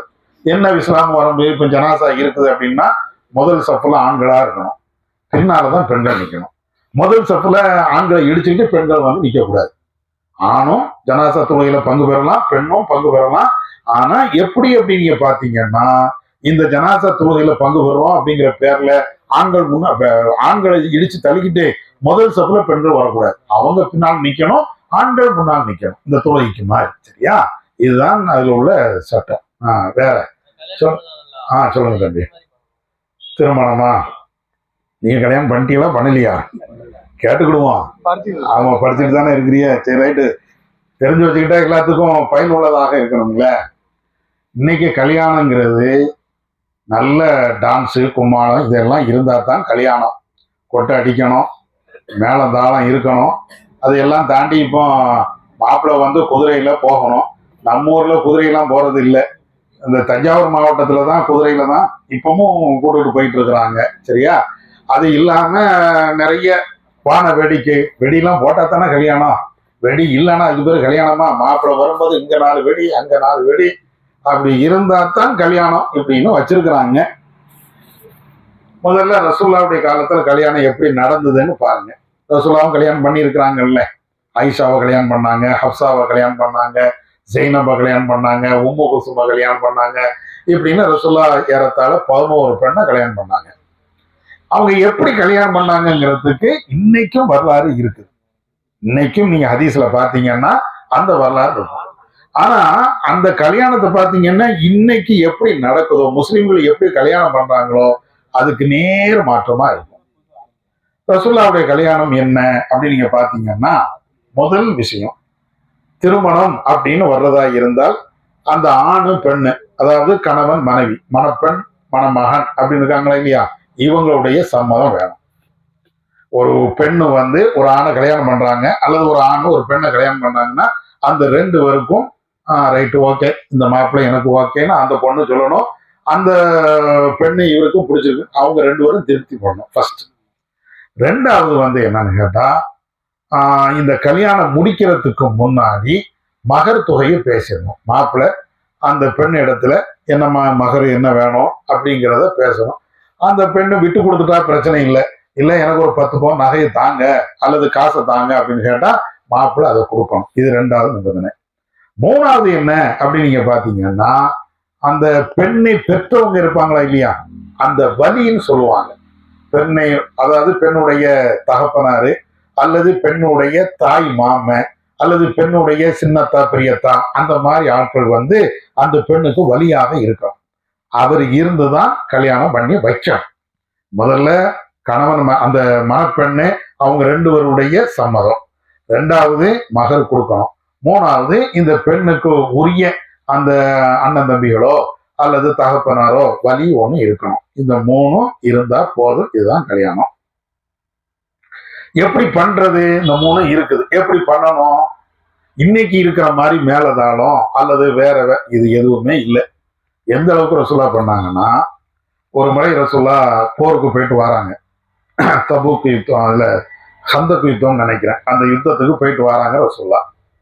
வரும்போது போர் கைதிகளாக எல்லாத்தையும் பிடிச்சிட்டு வராங்க. இன்னைக்கு மாதிரி கிடையாது. ரசூலாவுடைய காலத்துல போர் கைதிகள், அதாவது போர்ல தோத்து போயிருவாங்களா இல்லையா, அவங்கள கைதிகளாக பிடிச்சிட்டு வருவாங்க. அதுல ஆண்கள் பெண்கள் தான் இருப்பாங்க. அப்படி பிடிச்சிட்டு வரக்கூடிய ஆண்கள் பெண்கள் எல்லாம் இருக்கும்போது ரசூலுல்லாஹ்வுடைய காலத்துல ஜெயிலெல்லாம் கிடையாது. இப்போ ஒரு ஆளு சிறை பிடிச்சிட்டாங்கன்னா ஜெயில கொண்டு போய் வச்சிருவாங்க. ரசூலுல்லாஹ்வுடைய காலத்துல ஜெயிலெல்லாம் கிடையாது. அப்ப என்ன செய்யறது? ஒவ்வொரு ஆட்கள் கையிலையும் கொடுத்துருவாங்க. எப்பா இந்த ஆளை நீ வச்சுக்க, இந்த ஆளை நீ வச்சுக்க அப்படின்னு. அப்படி வரும்போது ரசூலுல்லாஹ்வுக்கு சஃபியா அங்கக்கூடிய ஒரு பெண்.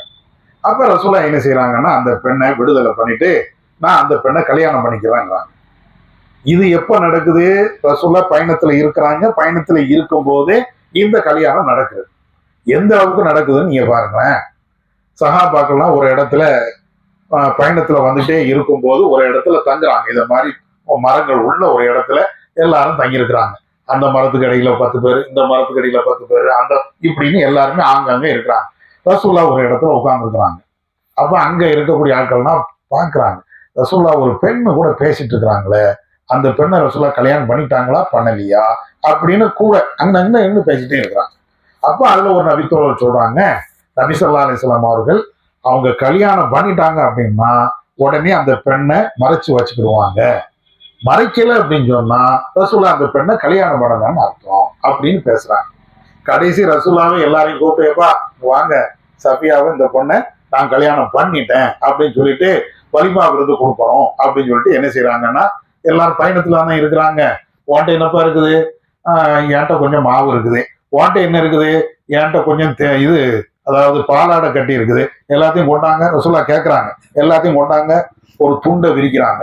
விரிச்சு உன்னுடைய மாவை கொண்டு போடு, உன் பாலாடை கட்டையை போடு, எல்லாத்தையும் போட்டு மொத்தமா இப்படி ஒருக்கா எல்லாத்தையும் குழப்பி அது எல்லாத்தையும் கலந்து, நான் உனக்கு ஒரு உருண்டை, நான் உனக்கு ஒரு உருண்டை, இதாப்பா வலிமா வருது அப்படிங்கிறாங்க. முடிஞ்சு வச்சு. இதுதான் ரசூலுல்லாஹ் பண்ணது கல்யாணம். வலிமா விருந்து ரசூலுல்லாஹ் இப்படி கொடுத்துருக்காங்க. ஒரே ஒரு ஹதீஸ்ல ஜைனப ரசூலுல்லாஹ் கல்யாணம் பண்ணாங்கன்னு வரும். அந்த கல்யாணத்துக்கு வலிமா விருந்து கொடுத்தாங்கன்னு வரும். எப்படி கொடுத்துருக்காங்க? ஒரே ஒரு ஆடை அறுத்து அதை வச்சு விருந்து கொடுத்தாங்க இப்படின்னு கூடதான். ரசூலுல்லாஹ்வுடைய கல்யாணத்தை நீங்க படிச்சு பார்த்தீங்கன்னா, நம்ம இந்த நகை வெட்டுவோமா இல்லையா, நகை வெட்டுவது ஒரு சுண்ணத்து தான். அதை மாதிரிதான் இருக்கும் ரசூலுல்லாஹ்வுடைய கல்யாணம். நம்ம இன்னைக்கு கல்யாணம் அப்படின்னா கல்யாணத்தை கட்டிப்பார், வீட்டை கட்டிப்பாருன்னு ஏதோ தத்துவம் பேசுவோம். கல்யாணம் வருதுன்னா நம்முடைய உமா பாப்புக்கு கைகாலெல்லாம் பதறும். ரசூலுல்லாஹ்வுடைய காலத்துல கல்யாணங்கிறது என்ன தெரியுமா? நம்ம போடக்கூடிய ஒரு சட்டம் மாதிரி. சாதாரணமா தேவைன்னா போட்டுக்கிடுவாங்க, இல்லைன்னா கழட்டி வச்சுட்டு தான் போயிட்டே போதான். பெரிய கஷ்டமே கிடையாது. சாதாரண சொல்றேனே, பயணத்துல வரும்போது ஒரு கல்யாணம் பண்றாங்கன்னா அதோடைய நிலை எப்படி இருக்கும்னு பாருங்க. இன்னைக்கு நம்ம யாராவது பயணத்துல கல்யாணம் பண்ணிருக்கிறோமா? அப்படி நடக்குதா? இல்ல. ரசூலுல்லாஹ் வரும்போதே பொண்ணை பாக்குறாங்க, பிடிச்சிருக்குது.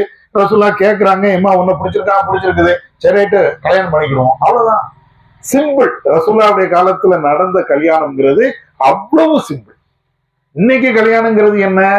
அதுக்கு 1 கோடி ரூபாய் இருந்தாலும் காண மாட்டேங்குது. பெரிய பெரிய பணக்காரங்க 1 கோடி ரூபாய் செலவு பண்றான். சாதாரண ஆட்கள் அவனுடைய வசதிக்கு தக்கன செலவு பண்றான். இப்படித்தான் இருக்குது. சரியா? அதனால ரசூலுல்லாஹ்வுடைய திருமணம் இது கிடையாது. ரசூலுல்லாஹ்வுடைய திருமணங்கிறது ரொம்ப எளிமை. இந்த 3-4 நிபந்தனை மட்டும்தான் திருமணத்துக்கு உள்ள ஒரு நிபந்தனை. இது அல்லாம தாலி கட்டுதாங்களா இல்லையா? ரசூலுல்லாஹ் எங்க தாலி கட்டினாங்க? அது நம்ம கலாச்சாரமே கிடையாது. தாலி கட்டுதல் அப்படிங்கிறது பிற மதத்தவர்கள் கொண்டு வந்த கலாச்சாரம். இதுல இன்னொரு முக்கியமான விஷயத்தை நீங்க பாருங்க. இந்த திருமணம் என்று வரும்போது நம்ம எல்லாருமே இந்து மக்களோடு கிறிஸ்துவ மக்களோடு நம்ம இருக்கிறோமா இல்லையா? அவங்கள்ட்ட இருந்துதான் நிறைய விஷயங்களை படிச்சிருக்கோம். ரசூலுல்லாஹ்ட்ட இருந்து திருமணத்தை நம்ம படிக்கவே இல்லை. யார்கிட்ட இருந்து படிச்சிருக்கிறோம்? இன்னும் மத மக்கள்கிட்ட இருந்துதான் நிறைய விஷயத்த நம்ம படிச்சிருக்கிறோம். அப்படி படிச்சதனுடைய விளைவுதான் அவங்க என்னென்ன செய்யறாங்களோ எல்லாமே. இந்த மாலை போடுதோமா, யாரு போட்டது முதல்ல மாலை? இந்துக்களோ கிறிஸ்துவர்களோ தான் போடுவாங்க. அங்க இருந்து படிச்சுட்டு நம்மளும் மாலை போடுறோம். நல்ல நாள் கெட்ட நாள் பாக்குறாங்களே, நல்ல நாள் பார்க்கணும், அசரத்துட்டு போய் பால் குத்தாப்பு ஓதி அவர்கிட்ட கேட்டு வா அப்படிங்கிறோமா இல்லையா? இது எல்லாம் எங்க உள்ள அங்க உள்ள அவங்கதான் நல்ல நாள் கெட்ட நாள் தான் பார்ப்பாங்க. நம்மள்ட்ட அப்படியே வந்துருச்சு. தாலி கட்டுவது, மாலை போடுறது, அதே மாதிரி வாழை மரம் நட்டுவது. வாழை மரம் நட்டுதாங்களா இல்லையா? இப்ப நம்ம ஊர்லயும் கல்யாண வீடு என்றால் வாழை மரம் நட்டுதல் அப்படின்னு ஒண்ணு இருக்கா இல்லையா? இது யாரு கண்டுபிடிச்சது? ரசூல்லாவா? அப்படிலாம் கிடையாது. அவங்க தான் கண்டுபிடிச்சாங்க. அது எதுக்கு வச்சிருக்கிறாங்கன்னா ஒரு சாஸ்திரத்திற்காக சம்பிரதாயத்துக்காக அவங்களும் வச்சிருக்கிறாங்க. நம்ம அங்க இருந்து எல்லாத்தையும் அங்க இருந்து காப்பி அடிச்சிட்டோம். ரசூல்லாவை காப்பி அடிக்கிறது பதிலா திருமணம்ங்கிற பேர்ல எல்லாத்தையும் அங்க இருந்து காப்பி அடிச்சு ஒன்னொன்னா நம்ம செஞ்சுக்கிட்டே இருக்கிறோம். இதுதான் அடிப்படை. சரியா? அதனால இன்னைக்கு நடக்கக்கூடிய திருமணத்துக்கும் ரசூல்லா நடக்கக்கூடிய திருமணத்துக்கும் நிறைய வேறுபாடு. இது எல்லாத்தையும் நம்ம பிரச்சாரத்தின் மூலமா தான் கொஞ்சம் கொஞ்சமா சொல்லிட்டே வரோம். நாங்கள்லாம் அப்படிதான் கல்யாணம் பண்ணோம். இப்ப என் கல்யாணம்லாம் 27 வருஷத்துக்கு முன்னாடி நடந்தது. அப்பமெல்லாம் என்ன செஞ்சோம்? எல்லா ஊரையெல்லாம் எதிர்த்து தான் கல்யாணம் பண்ணோம். யாரையுமே கூப்பிட மாட்டோம். அதுக்காக வேண்டிய அக்கா தங்கச்சி அண்ணன் தம்பி அவங்கள தான் கூப்பிட்டுருவோம். நம்ம சொந்தம், நம்ம அக்கா தங்கச்சி அண்ணன் தம்பி இருப்பாங்களா இல்லையா, அவங்கள மட்டும் கூப்பிட்டுக்கிறது, மணப்பெண்ணிட்ட கேட்கறது, மகரை கொடுக்கறது, இப்படிதான் வரும். இப்படி செஞ்சா அன்னைக்கு என்ன கிளப்பி விட்டுதானுவ? இப்பவும் சரி அன்னைக்கும் சரி எளிமையா கல்யாணம் பண்ணிட்டேன்னு வைங்களேன். லவ் பண்ணிட்டு எவ்வளவு எழுதுட்டு வந்துட்டாங்களாம். ரசூல்லா எளிமையா கல்யாணம் பண்ணாங்க. அதை மாதிரி நம்ம செஞ்சோம் அப்படின்னு சொன்னா வேற மாதிரி பேசுறாங்க. ஆனா இத மாதிரி ஆடம்பரமா செஞ்சா அதைத்தான் திட்டணும். அதுதான் ஹதீஸ்ல இல்லை. அதுதான் இஸ்லாத்துக்கு எதிரானது. வான வெடிக்கிற சொல்லாட்ட உண்டா? ஆனா இன்னைக்கு அந்த அந்த மாதிரி வெடி இல்லாத ஒரு கல்யாணத்தை நீங்க பார்க்க முடியுமா? கல்யாண மண்டபம் அதுதான் பிரம்மாண்டமா இன்னைக்கு வச்சிருக்கிறாங்க. ரசூலுல்லாஹ்வுடைய காலத்துல ஏதாவது மண்டபம் இருந்துச்சா? ஒண்ணுமே இல்லை. ரசூலுல்லாஹ்வுடைய காலத்துல நீங்க இப்படியே பார்க்கவே முடியாத. அப்ப ரசூலா மாதிரி கல்யாணம் பண்ணா பைத்தியக்காரன்னு பார்க்கலாம். இன்னைக்கு இருக்கிற மாதிரி ஆடம்பரத்தோடு கல்யாணம் பண்ணா அப்படின்னு பாராட்டுதான். இதுதான் உலகம். அப்படித்தான் இருக்கும். நம்ம தண்ணி அடிச்சா எல்லாருமே திட்ட மாட்டான். ஆனா தண்ணி அடிக்காதுன்னு சொல்லிப்பாரு, அப்படிதான் திட்டுவான். ஒருத்தனை கூட பீடி நல்ல குடிங்க, சிகரெட்டு குடிங்க, சரி ரைட்டு சின்ன பையன் அப்படிதான் குடிப்பான் அப்படின்ட்டு போறான். அதே மாதிரியே பீடி குடிக்காத அப்படின்னா பெரிய வாக்கியம் வந்துட்டான் அப்படின்பான். நீங்க நல்லதை செய்ய போனீங்கன்னு வைங்களேன், 4 பேர் திட்டுவான். கெட்டதை சினிமா பாக்குறதுக்கு எத்தனை பேர் போறான்? யாரையாவது திட்டுதாங்களா நம்மள? சினிமா பார்க்கணும், அதெல்லாம் பார்க்கத்தாப்பா செய்வான் அப்படிங்கிறான். சினிமா பார்க்காத அப்படின்னா எந்த காலத்தோட வாழ்த்துத? சினிமா பார்க்காம இருக்க முடியுமா அப்படிங்கிறான். இப்ப சினிமாலாம் இப்ப மொபைல்ல வந்துருச்சு, அது வேற மேட்ரு. ஆனாலும் அதை பார்க்காம இருந்தா, அது பார்க்காத அப்படின்னு சொன்னா நமக்கு இருக்கேன். பார்த்துட்டோம் அப்படின்னா சரியான ஆள்றா அப்படிங்கிறான். உலகம் அப்படி தலைகீழ மாறி இருக்குது. விளங்குச்சா? சரி, வேற சொல்லுங்களேன். ஆமா, விருந்து வைக்கிறாங்க. சரி ரைட்டு. ஆமா, வேற எதுவும் கேள்வி இருக்கா? அது சம்பந்தமா விளக்குறேன். வேற ஏதாவது மற்ற விஷயங்கள் இருக்கா? அப்படி கேளு. வேலைக்கிழமை யாசின் ஓதுறது தானே? நல்ல கேள்வி தம்பி. அதையும் சொல்றேன், என்ன அதையும் பேசிக்கிறேன். இப்ப இதையும் சொல்லிக்கிடுவோம். இதுக்கும் கொஞ்சம் நேரம் கொடுக்கணும்ல. அவர் என்ன கேட்கிறாருன்னா, பள்ளிவாசல்லையா தர்காவிலையா? பள்ளிவாசல்ல வாரம் யாசின் ஓதுறாங்க. வேலைக்கிழமை இரவு, வெள்ளிக்கிழமை இரவு, வேலைக்கிழமை பின்னரும் வெள்ளி இரவு ஃபஜ்ர்ல ஓதுறாங்க. சரி, அதாவது யாசின் நம்ம அனுதினமும் ஓதக்கூடிய ஒரு சூறா. டெய்லி ஓதணும். ஏன்னா அது குர்ஆன். டெய்லி ஓதணும். ஆனா இவங்க என்ன வச்சுட்டாங்கன்னா, ஒரு ஆள் இறந்தால் யாசின் ஓதணும், ஹத்தம் ஓதணும் அப்படின்னு வச்சிருக்காங்க. அது மாதிரி யாசின் ஓதணும், அல்லது இறந்து விட்ட முன்னோர்களுக்காக வேண்டி யாசின் ஓதணும் இப்படின்னு வச்சிருக்கிறாங்க. இதே மாதிரிதான் ஒவ்வொரு வெள்ளிக்கிழமையும் யாசின் ஓதணும் அப்படின்னு வச்சிருக்கிறாங்க. எதுக்கு? பரக்கத்து. வெள்ளிக்கிழமை காலையில யாசின் ஓதிட்டா அல்லாட்ட இருந்து பரக்கத்து வந்துடும். சரி, இந்த நம்பிக்கையில தான் ஓதிட்டு இருக்கிறாங்க. சரியா? வேற நோக்கம் கிடையாது. சரி, இப்படி செய்யறாங்களே, இதுக்கு ஏதாவது குர்ஆன் ஹதீஸ்ல இருந்து ஆதாரம் இருக்கிறதானா? இல்லை. குர்ஆன் டெய்லி ஓதலாம், அதுல தப்பு இல்லை. ஆனா குறிப்பிட்ட நாளில் யாசின் ஓதணும். அது வெள்ளிக்கிழமை காலையில, சில பள்ளிவாசல்ல வெள்ளிக்கிழமை இரவுல ஓதணும், அப்பதான் பரக்கத்து இறங்கும்னா ரசூலுல்லாஹ் சொல்லணும். அப்படி இல்லவே இல்லை.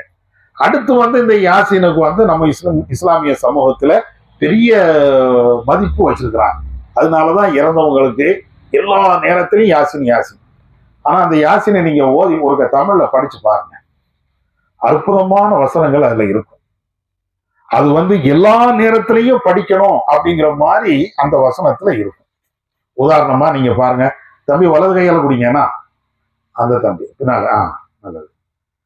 சரி, எப்பவுமே அந்த பழக்கத்தை கொண்டு வாங்க. வலது கையால ரசூல்லா வந்து அப்படி சொல்லி தராங்க. இல்லைன்னா ரெண்டு கையாலையும் குடிக்கலாம், தப்பு இல்லை. சரி, இப்ப என்ன விஷயம் அப்படின்னு நீங்க பாத்தீங்கன்னா, அந்த யாசின்ல ஒரு வசனம் வருது. எப்படி வருது? யுந்திர மன்கான ஹையன். இந்த யாசின் என்பது அல்லது குரான் என்பது யார் உயிரோடு இருக்கிறாங்களோ அவர்களை எச்சரிக்கை செய்ய வேண்டும் என்பதற்காக இப்படின்னு அல்லாஹ் குரான்ல சொல்றோம்.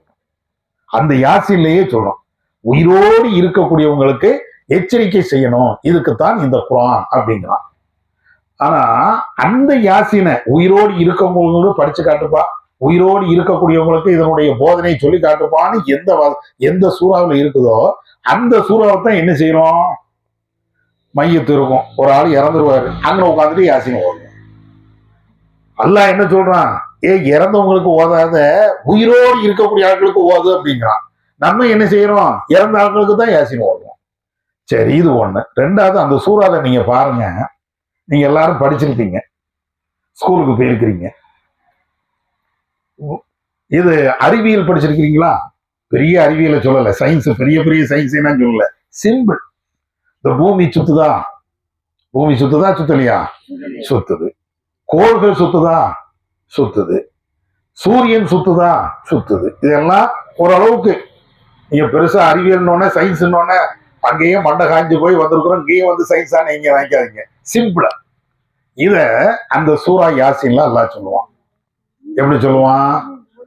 வல் கமர கத்தர்னாஹு மனாசில ஹத்தா ஆதக்கல் உர்ஜூனில் கதீம் லஷம்சு என்பகை லஹா அன் துதிரிக்கல் கமர் வலல்லைது சாபிக்கும் நஹார் வக்குல்லும் ஃபீ ஃபலக்கின் யஸ்பஹூன். இது சூரத் யாசினை நீங்க ஓத ஓத கேட்டீங்கன்னா இந்த வசனமும் உங்களுக்கு மனப்பாடமா இருக்கும். இதுல என்ன சொல்றான்னா, சூரியன் சுத்துகிறது, சந்திரனும் சுத்துகிறது, அதாவது ஓடுகிறது அப்படின்னா.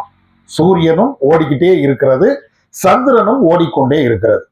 ஆனால் ஒரு காலத்திலேயும் இந்த ஓட்ட பந்தயத்துல சூரியனை சந்திரன் ஓவர்டேக் பண்ணாது. அப்படியே சொல்றான் அல்லாஹ். ஒரு சூரியனும் ஓடிக்கிட்டே இருக்குது, சந்திரனும் ஓடிக்கிட்டே இருக்கிறது, இது அதை முந்தாது, அது இதை முந்தாது அப்படின்னு சொல்லிட்டு ஒவ்வொன்றும் குறிப்பிட்ட அந்த ஓடு பாதையில ஓடிக்கிட்டே இருக்கிறது. அதே வசனத்தினுடைய கடைசியில சூரியன் சந்திரன் மட்டும் இல்லை, இந்த ஆகாயத்துல ஏராளமான கோள்கள் இருக்கிறது, எல்லா கோள்களும் ஓடிக்கிட்டே இருக்குது அப்படிங்கிறான். சூரியன் ஓடுது, சந்திரன் ஓடுகிறது. நீங்க ஸ்கூல்ல படிச்சிருப்பீங்க, நெப்டியூனு, வியாழனு, புதன் அப்படின்னு ஏகப்பட்ட கிரகங்கள் இருக்கிறது. அது எல்லாமே சுத்திக்கிட்டே இருக்குது, படிச்சோமா? இது குரான்ல ரசூலுல்லாஹ்வுடைய காலத்துல அல்லாஹ் இறக்குறான். சூரியன் ஓடுது, சந்திரன் ஓடுது, வியாழன் ஓடுது. வியாழன் பேரு குரான்ல இருக்காது, இந்த கோள் அப்படின்னு இருக்காது. சூரியன் சந்திரன் மட்டும்தான் கோளுடைய பேர் இருக்கும். பாக்கி எல்லாமே அல்லாஹ் என்னன்னா பேர் சொல்லாம எல்லா கோள்கள், நிறைய கோள்கள் இருக்கிறது, அது எல்லாம் சுத்திக்கிட்டே இருக்குது அப்படிங்கிறான், ஓடிக்கிட்டே இருக்குது அப்படிங்கிறான். இது யாருக்கு தேவை இந்த பாடம்? உயிரோடு இருக்கக்கூடிய ஆட்களுக்கா, செத்தவங்களுக்கா? உயிரோடு இருக்கக்கூடிய ஆட்கள் இதை படிச்சா, ஆமா கடவுள் ஒருத்தன் இருக்கிறான், அல்லாஹ் ஒருத்தன் இருக்கிறான், அவங்கதான் இதை ஓட வைக்கிறான் அப்படின்னு ஒரு சிந்தனை வரும். இதை போய் உட்கார்ந்துக்கிட்டு மையத்துட்டு போய் சொல்லிட்டு இருக்கிறோம். ஒரு ஆள் இறந்து கிடக்குறாரு, மையத்தே தெரிஞ்சிருக்கா சூரியன் ஓடுது, மையத்தே தெரியுதா சந்திரன் ஓடுது, மையத்தே தெரியுதா கோள் ஓடுதுன்னா ஏதாவது லூசுன்னு நினைப்பாங்களா, என்ன நினைப்பாங்க? கொஞ்சம் யோசிச்சு பாருங்க. அதுதான் நம்ம செஞ்சுக்கிட்டே இருக்கோம். உங்களுக்கு எனக்கும் உயிரோடு இருக்கக்கூடிய ஆட்களுக்கு சூரியன் சுத்துதுப்பா, அல்லாஹ் குர்ஆன்ல சொல்றாப்பா அப்படின்னா ஒரு பாடம் இருக்குது. இறந்த ஆள்கிட்ட போய் நின்றுட்டு சூரியன் சுத்துது, சந்திரன் சுத்துது அப்படின்னா அவனுக்கு என்ன விளங்கும்? நம்ம ஆளையெல்லாம் இப்ப அதுதான் செஞ்சுட்டு இருக்கிறாங்க. அதனால இந்த குர்ஆன் ஓதுவது என்பது, யாசின் ஓது என்பது வெள்ளிக்கிழமை மட்டும் இல்லை, டெய்லி படிங்க. நீங்க உங்களுடைய அறிவு வளரணும் அப்படின்னு சொன்னா டெய்லி யாசினை படிங்க. ஒரு நாள் தமிழ்ல படிங்க, உங்களுக்கு புரியக்கூடிய பாஷையில அதை டெய்லி படிச்சு பாருங்க. நிறைய செய்திகள் அல்லாஹ் சொல்லுவான், நபிமாருடைய செய்திகள், நிறைய விஷயங்களை அல்லாஹ் சொல்லுவான், அதெல்லாம் படிங்க. அதுக்குத்தானே தவிர சும்மா இறந்தவங்களுக்கு பரக்கத்து அப்படிங்கிறதெல்லாம் இல்லை. நம்ம பாடம் படிக்கணும். அதே நேரத்தில் டெய்லி நீங்க ஓதும் போது இறைவனுடைய அருளும் நமக்கு அதனால கிடைக்கும், நன்மைகள் கிடைக்கும். சரியா? வேற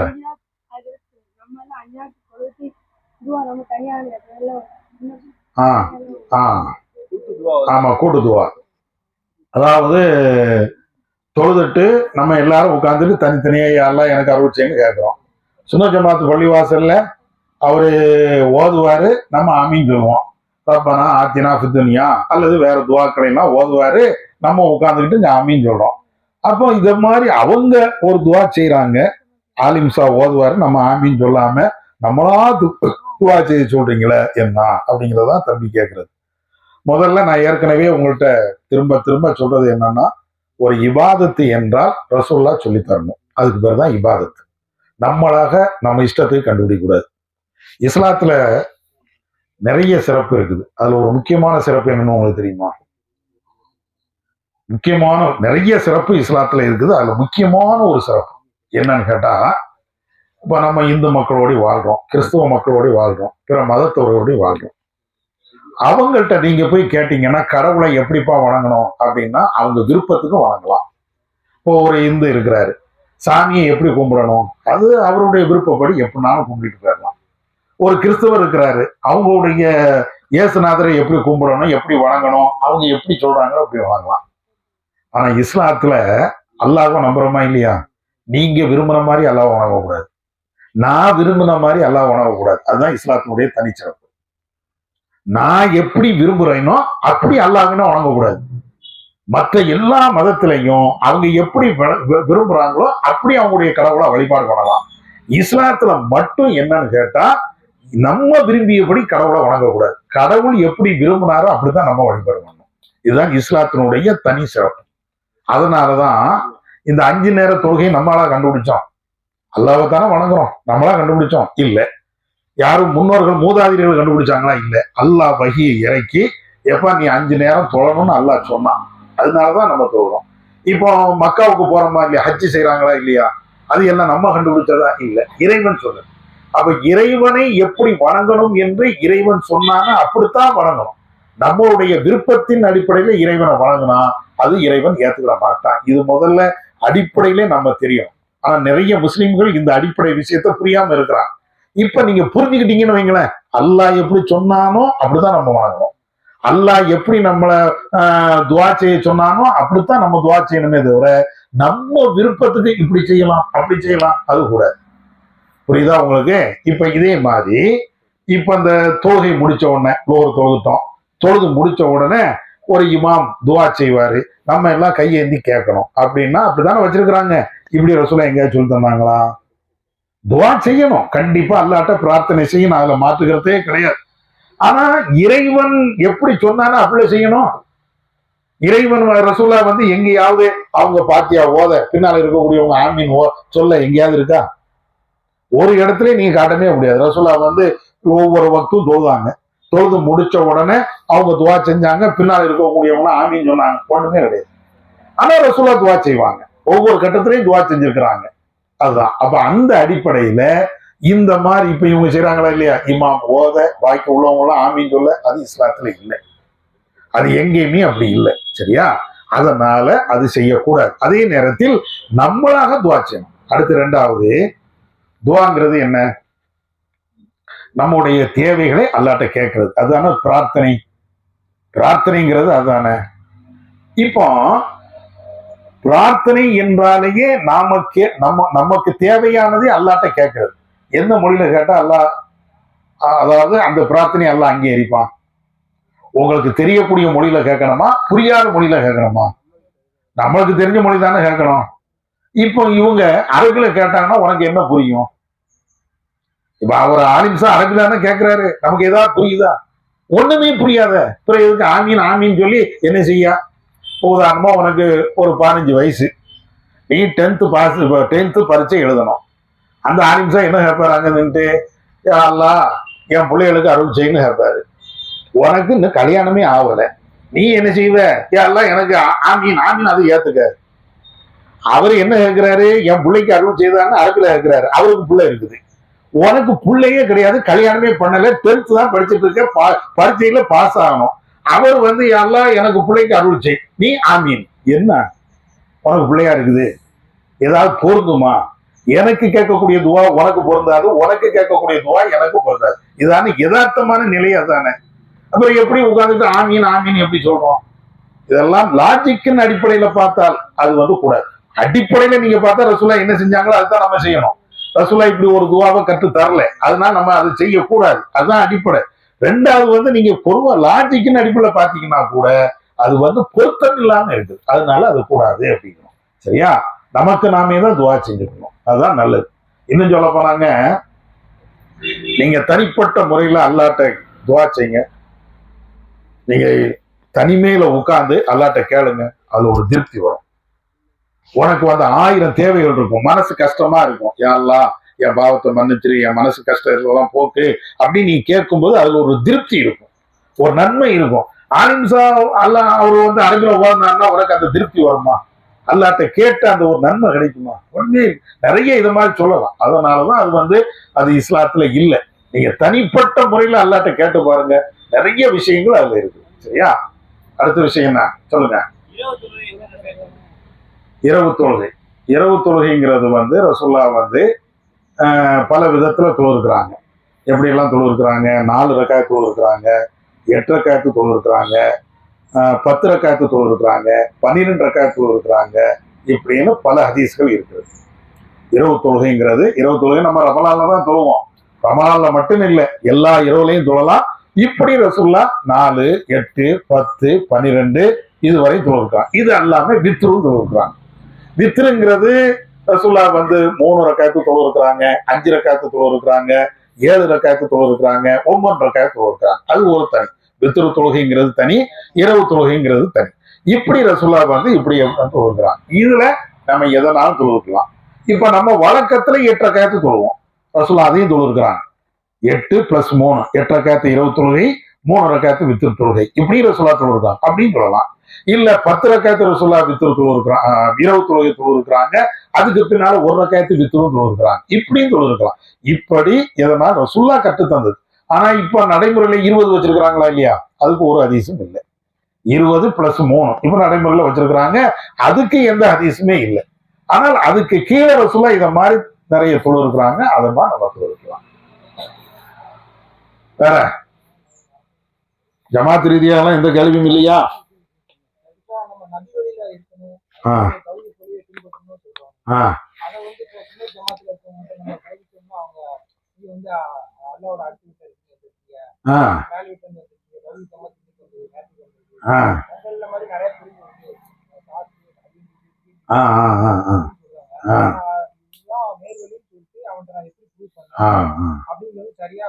பதில் சொல்ல தெரியணும். அதுக்கு எப்படி பதில் சொல்லலாம்னு கேக்குறீங்க, ஏத்துக்கிட மாட்டேங்கிறாங்க.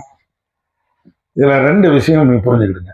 ஒண்ணு வந்து என்னன்னா, நம்ம சத்தியத்தை எடுத்து சொல்வதுதான் நம்முடைய கடமை, அவங்களை திருத்துவது நம்முடைய கடமை அல்ல. உலகத்துல எந்த விஷயத்திற்கும் ஒரு ஆளை உங்களால திருப்தியே படுத்த முடியாது. என்ன உங்களால திருப்திப்படுத்த முடியாது, நீங்க என்னை திருப்தி. இதுதான் உலகத்தினுடைய. எதை சொன்னாலும் குண்டக்க மண்டக்க சில பேர் பேசுவாங்க. அதனால நம்ம முதல் விஷயம் என்ன நீங்க விளங்கிக்கணும் அப்படின்னா, யாரையும் திருத்துவது நம்முடைய நோக்கம் அல்ல, எடுத்து சொல்வதுதான் நம்முடைய நோக்கம். பொய் பேசாத அப்படின்னு சொல்றது நம்முடைய கடமை. அதை மீறி பொய் பேசினான்னா நம்மளால ஒன்றும் செய்ய முடியாது. இதுதான் யதார்த்தம். ஒருத்தன் வந்து தண்ணி அடிக்கிறான், எவ்வளோ தண்ணி அடிக்காத அப்படிதான் சொல்ல முடியும். அதை மீறி நம்ம அண்ணன் தம்பியா இருந்தால் அவன் தண்ணி அடிக்கும் போது பாட்டில் பிடிக்க போடலாம், இவ்வளவுதான், உரிமை இல்லை. இதை தாண்டி என்ன செய்ய முடியும்? சொல்லத்தான் முடியும். அதனால முதல்ல நம்ம சொல்ல வேண்டியது நம்முடைய கடமை. இது ஒரு விஷயம். அடுத்து 2வது வந்து என்னன்னா, நம்ம சொல்லக்கூடிய தௌஹீதா அப்படின்னா, நம்ம சொல்லக்கூடிய தௌஹீதா, அவர் சொல்லக்கூடிய தௌஹீதா, இவர் அது அல்ல கான்செப்ட். முதல்ல எதை பார்க்கணும்? நம்ம பேசக்கூடியது குர்ஆன் ஹதீஸாங்கிறத தான் பார்க்கணும். நம்ம சொல்லக்கூடிய ஒவ்வொரு விஷயமும் இஸ்லாத்துல இருக்கா, குர்ஆன்ல ஹதீஸ்ல இருக்குதா, இதைத்தான் பார்க்கணுமே தவிர ஆளை பார்க்க கூடாது. ஆளை பார்த்தோன்னு வைங்களேன், நான் உன்னை சொல்லுவேன், இவர் உன்னை சொல்லுவாரு, அவர் உன்னை சொல்லுவாரு, அது சிக்கல் தான் வரும். யாரு சொன்னாலும் குர்ஆன் ஹதீஸ் சொல்றாங்களா, இதைத்தான் நம்ம அடிப்படையில பார்க்கணும். இதை நீங்க அவங்களுக்கு புரிய வைக்கும். நான் சொல்றேன், இவன் சொல்றேன் அப்படி இல்லை, நீனே சொல்லு, குர்ஆன் ஹதீஸை சொல்லு, ஏத்துக்கிட்டு போறேன். யாருனாலும் சொல்லட்டும், உங்க அசரத்தையும் சொல்லட்டும், ரசூல்லா தொழுத மாதிரி தொழுப்பா அப்படின்னு சொல்லட்டும், நான் தொழுதுட்டு போறேன். ரசூல்லா எப்படி நடந்தாங்களோ அப்படிப்பா நீ நட அப்படின்னு நீ சொல்லு, நான் நடந்துட்டு போறேன். நானா நீயா, அந்த அமைப்பா இந்த அமைப்பா, அதெல்லாம் மேட்ரு. சொல்லக்கூடிய செய்தி என்ன, இதுதான். இதையும் அவங்களுக்கு புரிய வைக்கலாம். அடுத்து மூணாவது ஒரு விஷயம் வந்து என்னன்னு கேட்டா, நீங்க நேத்து வந்தவங்க, நாங்கள்லாம் ஆதி காலத்துல இருந்து வந்தவங்க, டிஎன்டிஜே எல்லாம் இப்போ வந்தது, ஜாக்கு இப்போ வந்தது, அல்லது வேற அமைப்பு எல்லாம் இப்போ வந்தது, நாங்க ஆதி காலத்துல இருந்து வந்தவங்க அப்படின்னா, முதல்ல ஒண்ணு கேளுங்க, சுன்ன ஜமாத்து இந்த பேர் எப்போ வந்ததுன்னு கேளுங்க. அவங்க அதை வச்சுட்டு தானே விளையாட்டு போடுறாங்க. சுன்னத்து வல் ஜமாத்து அப்படின்னு ஒரு அரபி பேர் வச்சிருக்கீங்களா? நம்ம டிஎன்டிஜேன்னு வச்சிருக்கிறோம், தமிழ்நாடு தவு ஜமாத்து நம்ம பேர் வச்சிருக்கிறோம். வேற வேற ஆட்கள் வேற பேர் வச்சிருப்பாங்க. நீங்க என்ன பேர் வச்சிருக்கிறீங்க? சுன்னத்து வல் ஜமாத். இது எவ்வளவு காலமா இருக்குதுன்னு கேளுங்க. ஒருத்தருக்கும் தெரியாது, காலத்தையே சொல்ல முடியாது. நம்மளாவே இவ்வளவு காலத்துல நாங்க இருந்தோம், அவ்வளவு காலத்துல இருந்தோம், ஏதாவது ஒரு வரலாறு இருக்குது. சுன்னத்து வல் ஜமாத்துங்கிற பேர்ல இந்த லேபிள்ல நீங்க எவ்வளவு காலமா காலகாலமா இருக்கிறோம். அதெல்லாம் இருக்கட்டும், எவ்வளவு காலமா இருக்கிறீங்க? இல்ல உங்க வாப்போடைய காலம், வாப்போடைய காலம் தாங்க. அந்த பொத்தாம் பொதுவானா சொல்லாதீங்க. எப்போ ஒரு வருஷத்தை சொல்லுங்க. 1940 இருந்து இருக்கிறோம், அல்லது 1800 இருந்து இருக்கிறோம், அல்லது 1000 ஆண்டுல இருந்து ஏதாவது ஒண்ணு சொல்லு, ஒரு வருஷத்தை சொல்லு அப்படின்னு சொன்னா ஒருத்தனாலையும் சொல்ல முடியாது. சுன்ன ஜமாத்துங்கிற லேபிள்ல நீங்க எவ்வளவு நாளா இருக்கிறீங்க அப்படின்னு நீங்க கேட்டீங்கன்னா ஆதாரத்தோடு இந்த வருஷத்துல இருந்து இருக்கிறோம், இந்த வருஷத்துல இருக்கிறோம் அப்படின்னு சொல்லவே முடியாது. அதுக்கு பதிலாக என்ன சொல்லுவாங்க தெரியுமா? ரசூலுல்லாஹ் காலத்துல இருந்து இருக்கிறோம். அப்ப நம்மளும் சொல்லுவோம், இந்த கொள்கை என்பது தௌஹீது கொள்கை என்பது ரசூலுல்லாஹ் காலத்துல தான் இருக்குது. இப்ப தர்கா கூடாது அப்படிங்கிறோம். இது ஏன் கருத்தா? டிஎன்டிஜே கருத்தா? இஸ்லாத்தினுடைய கருத்தா? இஸ்லாத்தினுடைய கருத்து. அது இஸ்லாத்துல சொன்ன குர்ஆன் ஓது அப்படிங்கிறோம். இது யாருடைய கருத்து? தண்ணி அடிக்காதுங்கிறோம். இது யாருடைய கருத்து? வரதட்சணை வாங்காதுங்கிறோம். இது யாருடைய கருத்து? டிஎன்டிஜே கருத்தா? ரசூலுல்லாஹ்வுடைய கருத்தா? அப்ப ரசூலுல்லாஹ் தான் நாங்க ஃபாலோ பண்றோம். அப்ப நீ சுன்ன ஜமாத்துன்னு சொல்லிக்கிட்டு ரசூலுல்லாஹ்னு நீ போட்டு போறீங்கன்னா, அதை விட ரசூலுல்லாஹ் சொன்னதை பின்பற்று என்று சொல்லக்கூடியவங்க நாங்க தான். எல்லாத்துலயும் ரசூலுல்லாஹ்ங்கிறோம். நீ எதுக்காக ரசூலுல்லாஹ் சொல்றியா? எங்கேயாவது ரசூலுல்லாஹ் கல்யாண ரசூலுல்லாஹ் நடத்துறமா நீ நடத்து சொல்லி பார்ப்போம். அது சொல்ல மாட்டேங்கிற. ரசூலுல்லாஹ் தொழுத மாதிரி தொழுவு அப்படின்னு நீ சொல்ல மாட்டேங்கிற. கேட்டா சுன்ன ஜமாத்துன்னா எப்ப இருந்து நீ வந்து அதையா சொல்லு? உனக்கு வரலாறே இல்லையே. பொத்தாம் பொதுவாக நாங்க ஆதி காலத்துல இருந்தோம், அதனால பேரை பார்க்க கூடாது. டிஎன்டிஜே பேரு, டிஎன்டிஜே ஒரு 30 வருஷமா தான் இருக்குது, இல்லைன்னு நம்ம சொல்லல இந்த பேர். ஆனா சொல்லக்கூடிய கொள்கை எப்போ உள்ள கொள்கை, நீங்க சொல்லக்கூடிய கொள்கை எப்போ உள்ள கொள்கை, ரெண்டையும் பார்ப்போம். பேரை பார்க்க கூடாது. டிஎன்டிஜேயா ஜாக்கா அது என்ன பேர்னாலும் இருந்துட்டு போட்டு, பேரெல்லாம் முக்கியம். சுன்ன ஜமாத்துங்கிற பேரும் முக்கியம் இல்லை. இந்த கொள்கை, நீங்க பேசக்கூடிய கொள்கை எவ்வளவு நாளா இருக்குது, நாங்க பேசக்கூடிய கொள்கை எவ்வளவு நாளா இருக்குது. அதுக்கு சிம்பிளா சொல்ல போனா, நபியுடைய காலகட்டத்துல தர்கா இல்லை, இன்னைக்கு தர்கா கொண்டிருக்கிறீங்க. நாங்க ரசூலுல்லாஹ் மாதிரி தர்கா இல்லைங்கிறோம், நீங்க தர்கா கொண்டுட்டீங்க. நீங்க பின்னால வந்தவங்களா நாங்க பின்னால வந்தவங்களா சொல்லு? நீங்க தர்கா கட்டி வச்சிருக்கிறீங்கல்ல, அதாவது மதுஹப் எடுத்துக்கிடுங்க. ஷாஃபி மதுஹப், ரசூலுல்லாஹ் காலத்துல ஷாஃபி மதுஹப் உண்டா? இல்ல. ஹனஃபி மதுஹப் ரசூலுல்லாஹ் காலத்துல உண்டா? இல்ல. அப்படி இருக்கும்போது நீங்க பின்னால வந்தோம், உங்க கருத்து பின்னால வந்ததா, எங்க கருத்து முன்னால வந்ததா? ரசூலுல்லாஹ் தொழுத மாதிரி தொழுவுங்க அப்படிங்கிறது பழைய கருத்தா, ஷாஃபி இமாம் தொழுத மாதிரி தொழுவுங்க அப்படிங்கிறது பழைய கருத்தா? எது பழசு அப்படின்னு நீங்க பாத்தீங்கன்னா ரசூலுல்லாஹ் தான் பழசு, ஷாஃபி இமாம் அதுக்கு பின்னால வந்தவங்க, அதுதான் புதுசு. அப்ப புதிய கொள்கை எல்லாம் உங்கள்கிட்ட இருக்குது, பழைய கொள்கை எல்லாம் எங்கள்கிட்ட இருக்கிறது. அப்போ கொள்கையை தான் பார்க்கணும். அடுத்து வந்து நீங்க நிறைய பிரிஞ்சுட்டீங்க, சரி அதனால என்ன? அதனால நான் சொல்லக்கூடிய இந்த இஸ்லாம் தப்புன்னு ஆயிடுச்சா? நாங்க பிரிஞ்சிட்டோம், இருக்கட்டும். டிஎன்டிஜே 40 பிரிஞ்சிருச்சு, அதனால என்ன? சொன்ன கொள்கை என்ன? பிரிஞ்சிருச்சுங்கிறத இப்ப நான் கேட்கிறேன், நீங்க மட்டும் என்ன ஒற்றுமையா இருக்கிறீங்க? ஜமாத்து தேர்தல்ல அடிக்கிறீங்களா? அடி. அவன் அடிக்கிறான், அவன் இவன் அடிக்கிறான். ஒரு ஜமாத்துல, நான் வேற ஜமாத்து சொல்லல, சுன்ன ஜமாத்து ஒரு தேர்தல்ல எல்லாரும் சேர்ந்து ஒரு தலைவர் தேர்ந்தெடுக்க வேண்டியதானே. போட்டி வைக்கிறீங்களா இல்லையா? ஓட்டு போட வைக்கிறீங்களா இல்லையா? சண்டை போடுறீங்களா இல்லையா? இது எங்க இருந்து வந்துச்சு? அப்ப சுன்ன ஜமாத்து கொடுக்க பொய்ன்னு சொல்லிடுவோமா? இப்ப நம்ம ஏரியாக்கள்ல பள்ளிவாசல் இருக்குல்லப்பா, அந்த பள்ளிவாசல்ல தேர்தல் இல்லாம ஒரு தலைவரை என்னைக்காவது தேர்ந்தெடுத்திருக்காங்களா? தலைவர் 2 பேரும் வரணுங்க, உறுப்பினர் அவர் வரணும், இவர் வரணும். நான் தான் எங்க மாநிலம்னா இந்த தேர்தல் நடத்துவாங்க. என்ன தேர்தல்? பள்ளிவாசல் கமிட்டி தேர்தல், வக்ஃபோடு நடத்தும். அதுக்கு எங்க ஊர்ல எவ்வளவு தெரியுமா? கேட்டீங்கன்னா ஆச்சரியப்பட்டு போவீங்க. ஒரு ஓட்டுக்கு 500 ரூபா கொடுக்கலாம். எதுக்கு? பள்ளிவாசல் தேர்தலுங்க. எலெக்ஷன் எம்எல்ஏ தேர்தல் இல்ல, வார்டு கவுன்சிலர் தேர்தல் இல்ல, பள்ளிவாசல்ல அந்த கமிட்டி மெம்பரா வர்றதுக்கு ஓட்டு போடணும். அந்த ஓட்டுக்கு ஒரு ஓட்டுக்கு 500 ரூபா. இந்த லட்சணத்துல ஒத்துமையா இருக்காங்க பாருங்களேன். காசு கொடுத்து ஓட்டு போட வச்சு இவ்வளவு லட்சணத்துல இருக்கிறாங்க. இப்படி என்ன ஒத்துமை? அந்த ஒத்துமையை பத்தி பேசணும்னு வைங்களேன், விடிய விடிய பேசலாம். அவ்வளவு நாலு போய் கிடக்கு. அங்க நம்மளாவது 4 கித்தியா பிரிஞ்சிருக்கிறோம், அங்க 4000 கித்தியா இருக்குது. ஒவ்வொருத்தருக்கும் ஒவ்வொரு கொள்கை. தலைவர் சொன்னதை செயலாளர் கேட்க மாட்டாரு, செயலாளர் சொன்னதை உறுப்பினர் கேட்க மாட்டாரு. ஒரே சண்டை பஞ்சாயத்து. இதை வைத்துக் கொண்டு கொள்கையை தீர்மானிக்க முடியுமா? நாங்க சண்டை போட்டோம், ஒரு குடும்பத்துல அண்ணன் தம்பி 2 பேரும் சண்டை போட்டான். அவன் சண்டை போட்டாங்கிறதுக்காக வேண்டி கொள்கை என்ன செஞ்சிச்சு? கொள்கை என்ன செஞ்சு? கொள்கையை தான் பார்க்கணும். அதனால நீங்க இவ்வளவு பிரிஞ்சிட்டீங்க, அவ்வளவு பிரிஞ்சிட்டீங்க, இதெல்லாம் அடிப்படை. நாங்க எத்தனையா பிரிஞ்சுட்டு போறோம், கொள்கை என்ன? கொள்கையை மட்டும் நீங்க சொல்லு. இல்ல அவர் உங்களை திட்டுதாரு, இவர் திட்டிட்டு போறான். நான் சொல்லக்கூடிய கொள்கை என்ன, அவர் சொல்லக்கூடிய கொள்கை என்ன? கொள்கையை பேசு. இதுல இன்னொரு முக்கியமான விஷயம் என்ன தெரியுமா? யாரு நம்ம பிரிஞ்சிட்டோம் அல்லது நீங்க அப்படி பேட்டிய இப்படி பேட்டின்னு சொல்றாங்க தெரியுமா? யார் இடத்தில் சத்தியம் இல்லையோ அவங்கதான் இந்த வாதத்தை வைப்பாங்க. யார் இடத்தில் இந்த அதாவது அவங்கள்ட்ட பாயிண்ட் இல்லையோ, ஆதாரம் இல்லையோ, அவங்களெல்லாம் இப்படி வந்துருவாங்க. 2 பேரும் சண்டை போடுறான்னு வைங்களேன், இது உன் இடமா என் இடமா சண்டை. உண்மையிலேயே இடத்துக்குரியவனா இருந்தா என்ன செய்வான்? பத்திரத்தை தீட்டு வந்துருவான். எவன் பத்திரம் இல்லையோ அவன் என்ன செய்வான் தெரியுமா? வந்து பார், போய் பார் அப்படின்னு பலார்னு அடிப்பான். இதுதான் எதார்த்தம். உண்மையிலேயே பத்திரம் இருக்கக்கூடியவன் பொறுமையா பேசுவான். என்கிட்ட டாக்குமெண்ட் இருக்குப்பா, இந்த இடம் எனக்குள்ளதான், என் பேர்ல இருக்குது, எங்கனாலும் காட்டுவேன் அப்படின்னு பேசுவான். எவன்ட்ட அந்த பத்திரம் இல்லையோ அடுத்தவங்க இடத்தை ஆட்டை போட நிக்கான் தெரியுமா? அவனை பார்த்தையும் குறிப்பா, ஒன்ன தெரியாதா, எனக்கு அந்த ஸ்டேஷனை தெரியும், இந்த ஐபிஏ தெரியும், இந்த கோர்ட்டை தெரியும் நிற்பான். அப்படி பேசினாலேயே சிக்கல்னு அர்த்தம். கோர்ட்டை தெரிஞ்சு இருக்கட்டும், எஸ்பிஐ தெரிஞ்சு வச்சுக்க. அதனால என்னடா இடம் எதுடா, பத்திரம் தானா, ஆதாரம் வேணும்ல. இதுதான். இதை மாதிரிதான் இங்கேயும் நம்மள்கிட்ட நம்ம கேட்கக்கூடிய கேள்விக்கு அங்க பதில் இருக்காது. சுன்ன ஜமாத்துல பதிலே இருக்க. பதில் இல்லைன்னு அவர் அப்படி இவர் இப்படி, நீங்க 40 பிரிஞ்சிட்டீங்க, 400 பிரிஞ்சிட்டீங்க. இதுதான். இதுக்கும் அதுக்கும் என்ன சம்பந்தம்? அதனால இப்படி நீங்க விளக்கம் கொடுங்க. கொள்கை ரீதியாக அவங்கள்ட்ட இதை புரிய வைங்க. எது? ஆமா. அதாவது பொதுவான ஒரு விஷயம் வந்து என்னன்னு கேட்டா, அவங்க நன்மை செய்யறது, அந்த நன்மை அல்லாஹ்வுடைய ஏற்றுக்கொள்ளப்படுமா இல்லையாங்கிறது அல்லாஹ் தீர்மானிக்கிறது தான். நம்ம அல்லாஹ் கிடையாது. நன்மை கொடுக்கக்கூடியவன் யாரு? அல்லாஹ். நன்மையை பறிக்கக்கூடியவன் யாரு? அல்லாஹ்.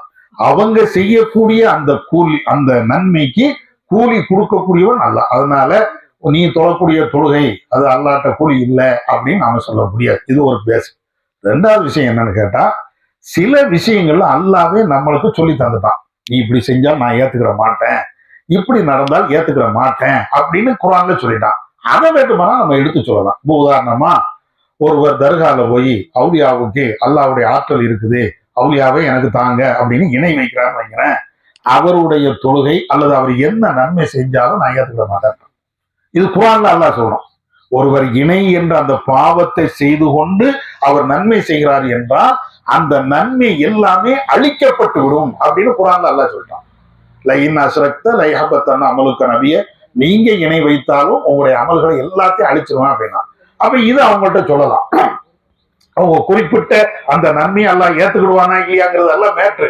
ஆனா இணை என்ற பாவத்தை செய்துவிட்டு அவங்க நன்மை செய்தா அல்லாஹ் அழிச்சிருவான். இப்படின்னு அவங்கள்ட்ட வந்து நம்ம பிரச்சாரங்கள் பண்ணலாம். பொதுவாக இவருடைய நன்மை எல்லாம் ஏத்துக்கிட மாட்டான், அவருடைய நன்மை எல்லாம் ஏத்துக்கிட மாட்டான், இப்படின்னு குறிப்பிட்ட நன்மை குறிப்பிட்ட ஆளை பத்தி நம்ம பேச தேவையில்லை. அதே நேரத்தில் இணை வைத்தால் இறைவன் ஏத்துக்கிட மாட்டான். ரசூலா காட்டி தராத ஒரு இபாதத்தை ஒரு ஆள் செய்தாலும் அதையும் இறைவன் ஏத்துக்கிட மாட்டான் அப்படிங்கிறது இஸ்லாத்துல இருக்குது. அதை சொன்னா போதுமானது. வேற ஒரு பள்ளி இருக்கு, 2 விதமா தொழுகை நடத்தலாமா ஒரே பள்ளியில? 2 விதமான என்ன? தனித்தனியா நடத்தாங்க. அங்க அங்க உங்க மர்க்கஸ்ல பள்ளிவாசல்ல நடக்கிறது தானே. நம்ம ஒருக்க ஜும்மா தொழுகிறோம், அவங்க ஒருக்க ஜும்மா தொழுகிறோம்.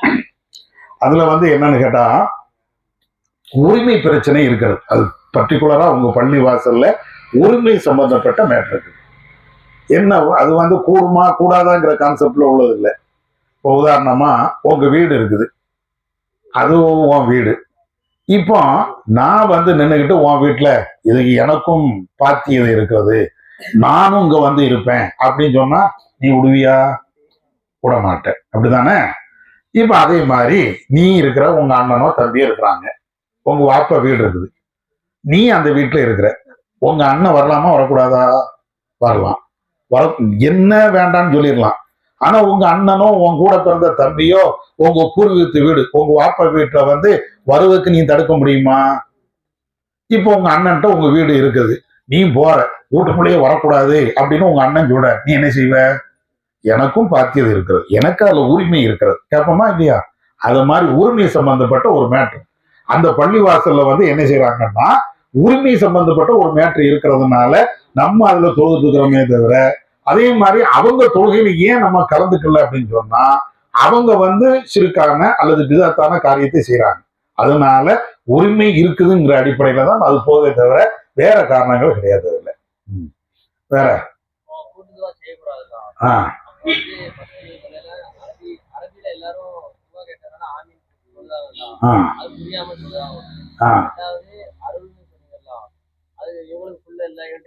ஆமா.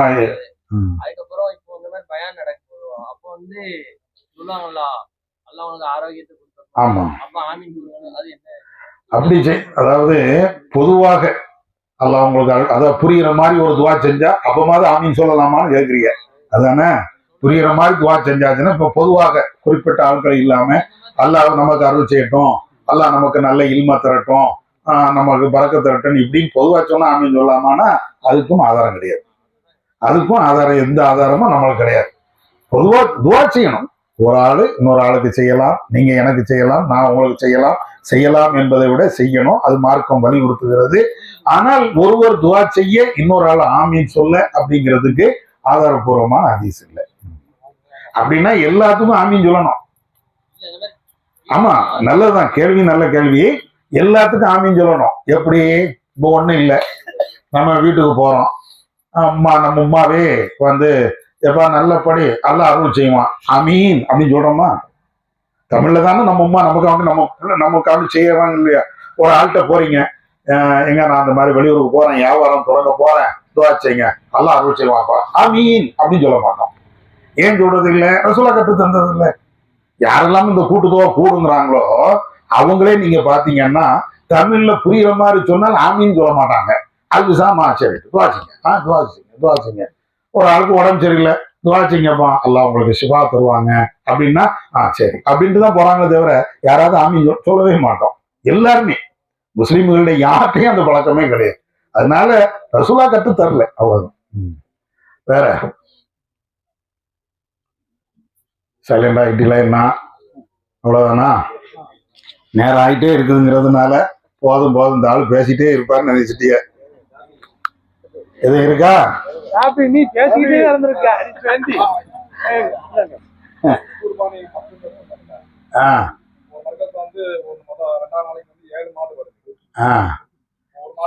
ஒரே ஒரு நிமிஷம், இந்த பிள்ளைகளுக்கு சில கேள்வி இருக்குதான்னு கேட்டுக்கிட்டு அதுக்கப்புறம் உங்க கேள்விக்கு வரேன். என்ன?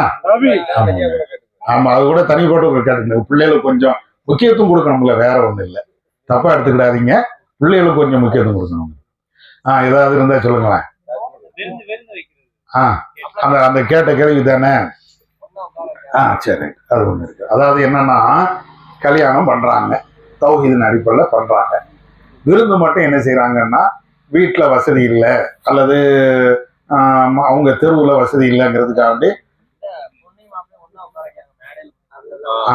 அது சேர்த்து சொல்லிக்கிறேன். அது ரெண்டாவது சொல்றேன், இது முதல்ல இதையும் சொல்லிட்டு அதையும் சொல்றேன். அப்ப வீட்டுல வசதி இல்லைங்கிறதுக்காக வேண்டி ஒரு சின்ன மண்டபத்தை பிடிச்சி அங்க வைக்கலாமா அப்படின்னு கேட்கறாங்க. பொதுவாக நான் சொல்லிட்டேன், ரசூலா வந்து திருமணத்தை எளிமையாத்தான் நடத்த சொல்லி இருக்கிறாங்க. அது ரசூலா எப்படி கல்யாணம் பண்ணாங்கிறதையெல்லாம் உங்களுக்கு சொல்லியிருக்கிறேன். அப்ப ரசூலா ரொம்ப எளிமையா நடத்துறதுனால நம்மளும் எவ்வளவுக்கு எவ்வளவு எளிமையா நடத்த முடியுமோ அவ்வளவு எளிமையா நடத்துறது தான் சிறந்தது. சரியா? இது ஒரு விஷயம். சரி, ரைட்டு. இப்ப வலிமாங்கிறது வைக்கணும். கல்யாணத்துல விதத்தோ அனாச்சாரமோ எதுவுமே இல்லை, மாலை போடல, தாலி கட்டல, அது மாதிரி. அதை கேட்கறீங்களா? சாப்பாடை கேட்டீங்களா? அது முதல் இதை சொல்லிட்டு அதை சொல்றேன். இதுவும் கேட்டீங்கல்ல, இல்லாட்ட இது வேண்டாம்னா அதை சொல்லிடுறேன். ரெண்டையும் சொல்லணும்ல, அதுதான். அப்ப இத மாதிரி வந்து நமக்கு திருமணம் வந்து விதத்தே இல்லாம கரெக்டா நடத்திட்டோம், சாப்பாடு மட்டும் மண்டபத்துல வைக்கலாமாங்கிறது அவருடைய கேள்வி. இந்த விருந்தை பொறுத்தவரையிலையும் எவ்வளவு சுருக்கமாக வைக்க முடியுமோ அவ்வளவு சுருக்கம். ஆனா எவ்வளவு பேரு நம்பரு அதுல சொல்லல. ஆனால் எளிமைப்படுத்துங்கட்டாங்க, பொத்தா பொதுவாக எளிமைப்படுத்துங்கட்டாங்க. இப்ப நம்பர் சொல்லாததின் காரணத்தினால இப்ப நமக்கு என்னன்னா ஒவ்வொரு கிளைகளும் முடிவு எடுக்கிறாங்க. என்ன நம்ம டிஎன்டிஜில ஒவ்வொரு கிளையும் முடிவு எடுப்பாங்க. எப்படி எடுப்பாங்க? சில ஊர்கள்ல ஒரு 200 பேரும்பாங்க, சில ஊர்கள்ல ஒரு 300 பேரும்பாங்க, சில ஊர்கள்ல ஒரு 500 பேர். ரொம்ப 1000 2000 அப்படிலாம் போக மாட்டாங்க. இந்த ஒரு 100 200 இதுல கொஞ்சம் முன்ன பின்ன இருக்கும். இப்ப இந்த மாதிரி இடங்கள்ல ஒரு 200 பேரை கூப்பிட்டுட்டாங்க. இப்ப அது அவங்க வீட்டுல வச்சு விருந்து வச்சுட்டா பிரச்சனை இல்லை. இல்ல அந்த 200 பேர் வந்தாலும் வீட்டுல விருந்து வைக்க முடியலையா அப்படின்னா மாவட்ட கிளைகள்ல கேட்டுக்கிட்டு நீங்க அங்க ஒரு மண்டபத்தை சிம்பிளா பார்த்து அங்க சாப்பாடு வைங்க. அது மாவட்டமும் கிளையும் அதுக்கு ஒப்புதல் கொடுக்கணும் இப்படின்னு நம்ம ஜமாத்துல வச்சிருக்கிறோம். இப்படி வைக்கிறதுக்கு அடிப்படை காரணம் என்னன்னா எளிமை. ரசூலா எளிமைன்னு சொன்னாங்களா இல்லையா? அந்த எளிமையாக நடத்தணும் அப்படிங்கிறதுக்காக வேண்டித்தான் இதையும் நம்ம போட்டு வச்சிருக்கிறோம். வரம்பு மீறக்கூடாதுங்கிறதுக்காக. இது ஒரு விஷயம். அடுத்து அவங்க என்னன்னா இன்னொரு விஷயம் மாப்பிள்ளையும் பொண்ணையும் ஜோடிச்சு கொண்டு போய் எங்க வைக்கிறாங்க? மேடையில வைக்கிறாங்க. எல்லாரும் பார்த்துட்டு போங்க. என்னமோ அது ஒரு பொருட்காட்சி மாதிரி ஆக்கிட்டாங்க. மாப்பிள்ளையும் பொண்ணையும் பார்க்கறது பொருட்காட்சி. இஸ்லாத்துல ஒரு அந்நிய ஆணை அந்நிய பெண்ணை பார்க்கலாம், தப்பு கிடையாது. ஆனால் தேவைக்கு தான் பார்க்கணும். தேவைக்கு பார்க்கணும். இப்ப என் மனைவி இருக்கிறாங்க, என் மனைவி தான் என்று தேவை இருந்தால் இவரும் பார்க்கலாம், நீங்களும் பார்க்கலாம், யாரும் பார்க்கலாம். இதுதான். அல்லது ரோட்ல போய்கிட்டே இருக்கிறோம். இப்படி போய்கிட்டே இருக்கும்போது கண்ணை மூடிக்கிட்டு போக முடியாது. டக்குன்னு பார்க்கறோம், ஒரு பொம்பளை வராங்க, இது அந்நிய பெண்ணு, சரி அப்படின்னு பார்த்துட்டு அப்படியே கடந்து போவோம். இதுவும் மார்க்கத்துல தப்பு இல்லை. காட்சி பொருளாக ஆக்கலாமா ஒரு பெண்ணை? உங்க வீட்டுக்காரியோ ஏதாவது ஒரு பொண்ணையோ இங்க சோடிச்சு வச்சு வாங்க வரிசையா பார்த்துட்டு போங்க, இதான காட்சி பொருளுங்கிறது? அது என்ன பொருட்காட்சியா? அது இது மார்க்கத்துல தடை செய்யப்பட்ட ஒன்று. ஒரு பெண்ணாக இருந்தாலும் அந்நிய பெண்ணை எதுக்கு பார்க்கணுமோ அந்த அடிப்படையில மார்க்கம் அனுமதித்த ஒரு அடிப்படையில பார்க்கறது தப்பு இல்லை. இது ஒரு பெண்ணை சோடிச்சு நகை நட்டெல்லாம் போட்டு சில இடங்கள்ல பருதா கூட இருக்காது. பருதானா இல்லாம அந்த பெண்ணுக்குன்னு உரிய ஒரு ட்ரெஸ் வச்சிருப்பாங்களா இல்லையா? அந்த ட்ரெஸ்ஸோட கொண்டு காட்சி பொருள் மாதிரி பார்க்க விடுறது அது மார்க்கத்துல அனுமதி இல்லை. ஒரு பெண்ணு இப்படி நடந்து போயிட்டே இருக்கிறாங்க, மனப்பெண்ணு தான், வீட்டுக்கு போறாங்க, போகும்போது யதார்த்தமா பார்த்துட்டோம்னா அது காட்சி அல்ல, பத்தோடு பண்ணணும் அப்படிங்கிறது. இது காட்சி பொருளா இருக்கிறது அதனால அது மார்க்கத்துல இல்லாத ஒண்ணுதான், அது செய்யக்கூடாது. அது வேற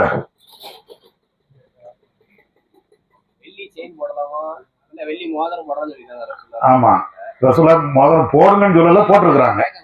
கேளுங்க, தப்பாவே கேளுங்க, ஒண்ணும் தப்பு இல்லை. போடலாம் போடலாம், ஆமா போடலாம். அதாவது மார்க்கத்துல ஆண்கள் தங்கம் அணியக்கூடாது. வெள்ளி தாராளமா போடலாம். வெள்ளி மோதிரமோ வெள்ளி செயினோ அல்லது கையில அந்த பிரேஸ்லெட் மாதிரியோ தாராளமா போட்டுக்கலாம். ஆனா ஒரே ஒரு விஷயத்த புரிஞ்சுக்கணும், மார்க்கத்துல இந்த வெள்ளி அணிகலன் ஒரு ஆண் அணிவதற்கு அல்லது பெண் அணிவதற்கு தப்பு இல்லை. ஆனால் வேற ஒரு விவகாரம் அதுல இருக்குது. என்ன?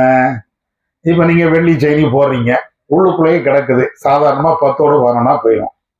ஆனா வெளியில தெரிகிற மாதிரி கையில இப்படி போட்டுட்டு அப்படி போகும்போது சில நேரங்கள்ல, எல்லா நேரத்திலையும் இல்லை, சில நேரங்கள்ல ரவுடி கெட்டப்போ வரத்தானே செய்யுது. ஏன்னா அவனும் அதை போட்டுட்டு அலையிறான். பார்த்தாலேயே இவன் ஒன்னும் ஆள் சரியில்லையா, ஒரு மாதிரியா போறானே அப்படின்னு ஒரு சிந்தனை வரும். வெள்ளி போடுவது மார்க்கத்துல தடை இல்லை. ஆனா போடக்கூடிய விதங்கள் நம்முடைய கேரக்டர் தப்பாக புரிய வைக்கும். உதாரணமா வேட்டி உடுக்கலாமா, கைலி உடுக்கலாமா? உடுக்கலாம். தப்பா? தப்பு இல்லை. ஒருத்தன் என்ன செய்யறான்னா கைலிய இப்படி மேல மடிச்சு கட்டிக்கிட்டு அந்த அண்ட்ராய்டு எல்லாம் தெரியற மாதிரி இப்படி போனான்னா என்ன இது ரவுடி மாதிரி போறானே அப்படின்போம். ஆனா என்னன்னா மார்க் அடிப்படையில் கைலி உடுக்கிறது தப்பா? தப்பு கிடையாது. அவனுடைய முட்டுக்கால் தெரியறது தப்பா? தப்பு கிடையாது. ஆனால் அந்த ஸ்டைல் இருக்கா இல்லையா, அந்த உடுக்கக்கூடிய ஸ்டைலு, மடிச்சு கட்டக்கூடிய ஸ்டைலு, அது ஒரு ரவுடி கெட்டப் மாதிரி இருக்குது. அப்ப நம்ம நல்ல புள்ளையா இருந்தாலும் நம்மை இன்னொரு ஆள் தப்பாக புரியுற மாதிரி இருந்தா அது கொஞ்சம் தவிர்த்துக்கிறது நல்லது. மார்க்கத்துல வெள்ளி கூடாதுங்கிறது இல்லை. ஆனா நம்மளை தப்பா பாக்குறான, வேற மாதிரி பாக்குறான. தமிழ்ல ஒரு பழமொழி சொல்லுவாங்களாங்க, பாலை பனைமரத்து அடியில இருந்து குடிக்காத. ஏன்? பனைமரத்துக்கு அடியில இருந்து பாலை குடிச்சாலும் கல்லு என்றுதான் நினைப்பான். அது ஒரு பழமொழி இருக்குதானே செய்யுது. அது மாதிரி நம்ம ஏன்னா அல்லாஹ்வுக்கு தான் பயப்படணும். அதே நேரத்தில் மக்கள் சில விஷயங்களை தவறாக நினைக்கிறாங்க அப்படின்னு சொன்னா எது இந்த மாதிரி விஷயங்கள்ல, வேற நன்மையான விஷயத்துல இல்ல. நன்மையை நம்ம செய்யும்போது மக்கள் தப்பா நினைச்சாலும் தப்பா, அது வேற மேட்ரு. ஆனா சில விஷயங்கள்ல வந்து, உலக விஷயங்கள்ல வந்து மக்கள் தப்பாக நினைக்கிறாங்க அப்படின்னு சொன்னா அது கொஞ்சம் தவிர்த்துக்கிட வேண்டியதுதான். அதுதான் மார்க்க விஷயத்துல மக்கள் என்ன செய்யறாங்கன்னு பார்க்க தேவையில்லை. மார்க்க விஷயத்துல மக்கள் என்ன நினைச்சாலும் நினைக்காம இருந்தாலும் கரெக்டா தான் போகணும். உலக விஷயங்கள் வரும்போது சரி கொஞ்சம் அது நீக்கு போக்கா. இப்ப உதாரணமா வெள்ளி செயின் போடலன்னா என்ன ஹராமா, போட்டா ஒரு மாதிரியா பாக்குறான்னா அது கொஞ்சம் தவிர்த்துக்கிடுவோமே. அதனால ஒண்ணு இல்லை. வேட்டியை மடிச்சு கட்டிட்டு தான் போகணும் அப்படின்னு மார்க்கமும் சொல்லல, உலகமும் சொல்லல. சரி அதை கொஞ்சம் தவிர்த்துக்கிடுவோமே அப்படிங்கிற மாதிரி மேட்டர்ல அப்படி கொஞ்சம் அட்ஜஸ்ட் பண்ணி போக வேண்டியது.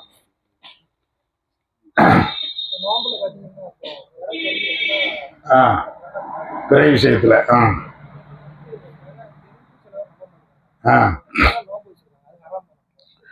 அதாவது பிறை விஷயத்துல வந்து சில பேர் என்ன செய்யறாங்கன்னா அப்படின்னு சொல்றாங்களா, அதுதான் சொல்ல வரேன். ஹாஜி சொன்னாதான் கேட்போம் அப்படின்னு வச்சிருக்கிறாங்க. அதுதான் தப்புங்கிறோம். பிறை பார்த்துட்டாங்க, ஒரு முஸ்லீம் பார்த்துட்டாரு, நம்பகமான தகவல் அப்படின்னா அதை ஏத்துக்கிட்டு போயிடணும்.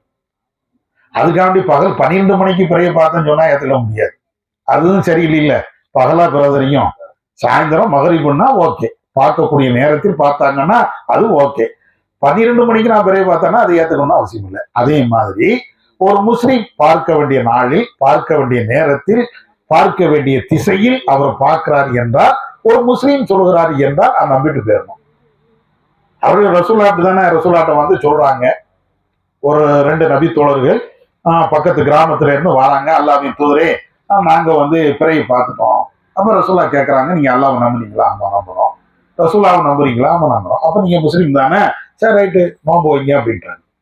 அப்ப அதனால ஹாஜி சொன்னாதான் கேட்கணும் அப்படிங்கறதெல்லாம் கிடையாது. பிறையை பார்த்துட்டாங்க, அந்த தகவல் ஊர்ஜிதமா வந்துருச்சு அப்படின்னா எந்த ஜமாத்து அல்லது எந்த முஸ்லீம் அறிவிச்சாலும் நம்ம அதன் அடிப்படையில் நோன்பு வைக்கிறதோ பெருநா கொண்டாடுறதோ செஞ்சுட்டு போயிட்டே இருக்கணும். ஆனா ஒரே ஒரு நிபந்தனை, பார்க்க வேண்டிய நாள்ல பார்த்துருக்கிறாங்களா, பார்க்க வேண்டிய நேரத்தில் அல்லது பார்க்க வேண்டிய திசையில், அதை மட்டும் வெரிஃபை பண்ணிக்கணும். 12 மணி பார்த்தா நம்ம பகல் 12 மணி பார்த்தோம்னா அதை நம்ம ஏத்துக்கணும்னு அவசியம் இல்லை. சாயந்தரம் மகரிப்ல பார்த்தோங்கிறாங்க, மேற்கு திசையில தான் பிறையை பார்த்தோங்கிறாங்க, ஓகே அதெல்லாம் கரெக்ட் தான். அப்ப அப்படி இருக்கும் போது அதை ஏத்துட்டு போகணும். அதுக்கு மேல அவர் சொன்னாதான் இவர் சொன்னாதான் அப்படிங்கிறது இல்ல. நம்ம ஜமாத்துல பெரிய வித்தியாசத்தை நீங்க பார்க்கலாம். நிறைய இடங்கள்ல சுன்ன ஜமாத்து பார்த்ததாக அறிவிப்பாங்க, நாங்க உடனே ஏத்துக்கிறோம். ஜாக்கு அவங்க இல்ல, வேற வேற இஸ்லாமிய அமைப்புகள் கூட பார்த்தான்னு சொல்லிடுவாங்க. நாங்க வந்து அந்த அமைப்புல இந்த அமைப்புல அப்படிலாம் பாக்குறதே இல்லை. அவங்க யாரா இருக்கட்டும், முஸ்லீமா பார்த்துட்டாங்களா ஊர்ஜிதம் மட்டும் படுத்துவோம். ஆமா பார்த்தது உண்மை, சுன்ன ஜமாத்தை பார்த்ததாக குளச்சல் இருந்து பார்த்தா சொன்னாங்க, அதை கூட நாங்க ஏத்துக்கிட்டோம். ஆனா சுன்ன ஜமாத்து மறுத்துட்டாங்க. சுன்ன ஜமாத்து ஆட்கள் தான் பிறையை பார்த்தாங்க, அவங்க பார்த்து அவங்க அறிவிக்கிறாங்க, ஆனா அதை நாங்க ஏத்துக்கிட மாட்டோம்னு தலைமை ஹாஜி சொல்றாரு. சரியா? நாம என்ன செய்தோம்னா, யாரா இருந்தா என்ன, ஒரு முஸ்லீம் அவ்வளவுதான், அவரு பார்த்துட்டேன்னு சொல்றாரா ஏத்துட்டு போயிருவோம். அப்படிதான் நம்ம ஜமாத்தை பொறுத்தவரையிலையும் அதுல கரெக்டா இருக்கும். ஆனா பாக்கி எல்லாருமே நீங்க சொன்ன மாதிரி தலைமை ஆட்சி சொன்னாதான் ஏத்துக்குவோங்கிறாங்க. அது மார்க்கத்துக்கு முரணான ஒண்ணு. சரியா? அது தப்பு. அது ஒரே வளர்ச்சான எல்லாரும் இல்ல, அது வந்து சரியில்லை. உலகம் ஒன்னாக இருக்கலாம், ஆனால் உலகம் ஒண்ணுங்கிறதுனால நேரங்களும் காலங்களும் ஒண்ணு கிடையாது, மாறுபட்டு இருக்கிறது. இப்ப நம்மங்கள் ஒரு தொழுவோம், சவுதியில இப்பமால் ஒரு தொழுவாங்க, என்ன அவங்களுக்கு 10 மணியோ 11:30 தான் இருக்கும், அவங்களுக்கு ஒரு டைமா வராது. உலகம் ஒண்ணுதானே, நான் எப்ப ஒரு தொழுகிறோம் அதுதான் நீ தொழுவ அப்படின்னு சொல்ல மாட்டோம். ஏன்? நேரம் காலம் மாறுபடுகிறது. அதே மாதிரி சூரியன் ஒண்ணுதான், ஆனா ஒவ்வொரு பகுதியும் உதைக்கும் போது அங்க உள்ள காலை நேரம் வேறு, நம்மளுக்கு வேறு. இப்ப இதே நேரத்துல நீங்க பாருங்க, சூரியன் ஒண்ணுதானே, நமக்கு இப்போ மதியம் 1, 1:30. அமெரிக்கால பாருங்க ஒரே சூரியன் தான், நமக்கும் அந்த சூரியன் தான், அவங்களுக்கும் அதே சூரியன் தான். இப்ப அமெரிக்காவில் இப்போ என்ன நேரம்? நைட்டு 1 மணியா இருக்கும். இப்ப நம்மங்க ஓர தொழுவோம், அவன் நைட்டு 1 மணிக்கா ஓர தொழுவான். ஒரே உலகம், ஒரே சூரியன், ஒரே சந்திரன், தத்துவம் பேச முடியுமா? தத்துவம் எல்லாம் ஒண்ணுதான்ப்பா. ஆனா சூரியனுடைய ஓட்டத்தை பொறுத்து ஒவ்வொரு பகுதிகளையும் காலம் நேரம் மாறுபடும். நமக்கு எப்போ சூரியன் உதயமாகுதோ அதை வச்சுதான் நாளை நேரத்தை டிசைட் பண்ணுவோம். அவங்களுக்கு எப்போ சூரியன் உதயம் ஆகுதோ அதை வச்சுதான் நாலு நேரத்தை அவங்க டிசைட் பண்ணுவாங்க. அதனால நமக்கு எப்போ பிறை உதயமாகுதோ அப்போ நம்ம எடுத்துக்கிடுவோம். அவங்களுக்கு எப்போ பிறை உதயமாகுதோ அவங்க எடுத்துக்கிடுவாங்க. அவங்களுடைய பிறையை நம்ம எடுக்கணும், நம்முடைய பிறையை அவங்க எடுக்கணும் அப்படிங்கிறது கிடையாது. மார்க் அடிப்படையில் அந்தந்த பகுதி தான்.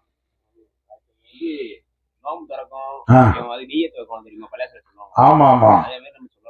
அல்லாஹும்ம லக்கசும்து வபிக்க ஆமந்து, சின்ன பிள்ளைங்க மனப்பாடம் பண்ணது. சரியா?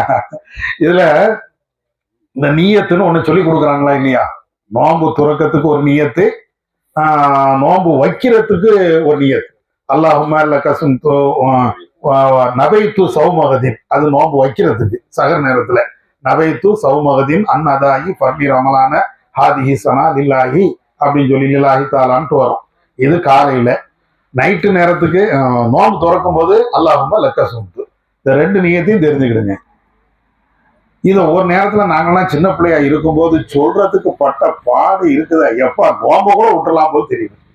அதுவும் பகல் நேரத்துல ஒரு மத்தியானத்துக்கு அல்லாஹும்ம லக்கசும்துன்னு சொல்லிட்டான்னு வைங்களேன், இன்னொருத்தன் ஓடி வருவான், ஏமா ஏமா ஏமா இவன் நோம்ப விட்டுட்டான் அப்படின்பா. என்ன அல்லாஹும்ம லக்கசும்துன்னு சொல்லிட்டான்ல, மத்தியானம் 2 மணிக்கு அல்லாஹும்ம லக்கசும்து சொல்லிட்டோம், முடிஞ்சு வச்சு நோம்ப விட்டுட்டோம்னு அர்த்தமா? இப்படி எல்லாம் அந்த காலம் இப்பவும் இருக்கலாம். ஆனா நாங்க சின்ன பிள்ளையில இருக்கும்போது படிச்சது. நீயத்துனா முதல்ல என்ன? நீயத்து அப்படிங்கிறது அரபி வார்த்தை. நம்ம நடைமுறையில் அது நீயத்து வைக்கணும் தமிழ்ல சொல்லிட்டே இருக்கோம்.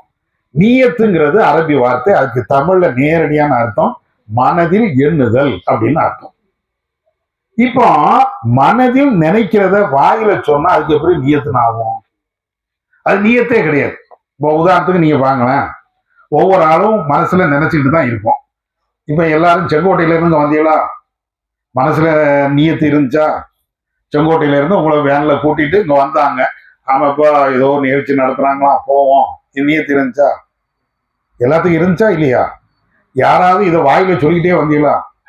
செங்கோட்டையில இருந்து வேன்ல ஏற போகிறேன், இந்த நிகழ்ச்சியில் பங்கு பெற போகிறேன், மத்தியானம் சாப்பிட போகிறேன், இது யாரும் வாயில சொன்னீங்களா? மனசுல நினைச்சீங்களா?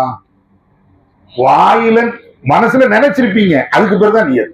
வாயில சொன்னா அதுக்கு பேர் நியத் இல்லை. யாராவது கேட்டா சொல்லியிருப்பீங்க, எங்க போவ, அது இந்த மாதிரி கடைங்க போறேன், அங்க ஒரு நிகழ்ச்சிக்கு போறேன், கேட்டா சொல்லுவீங்க.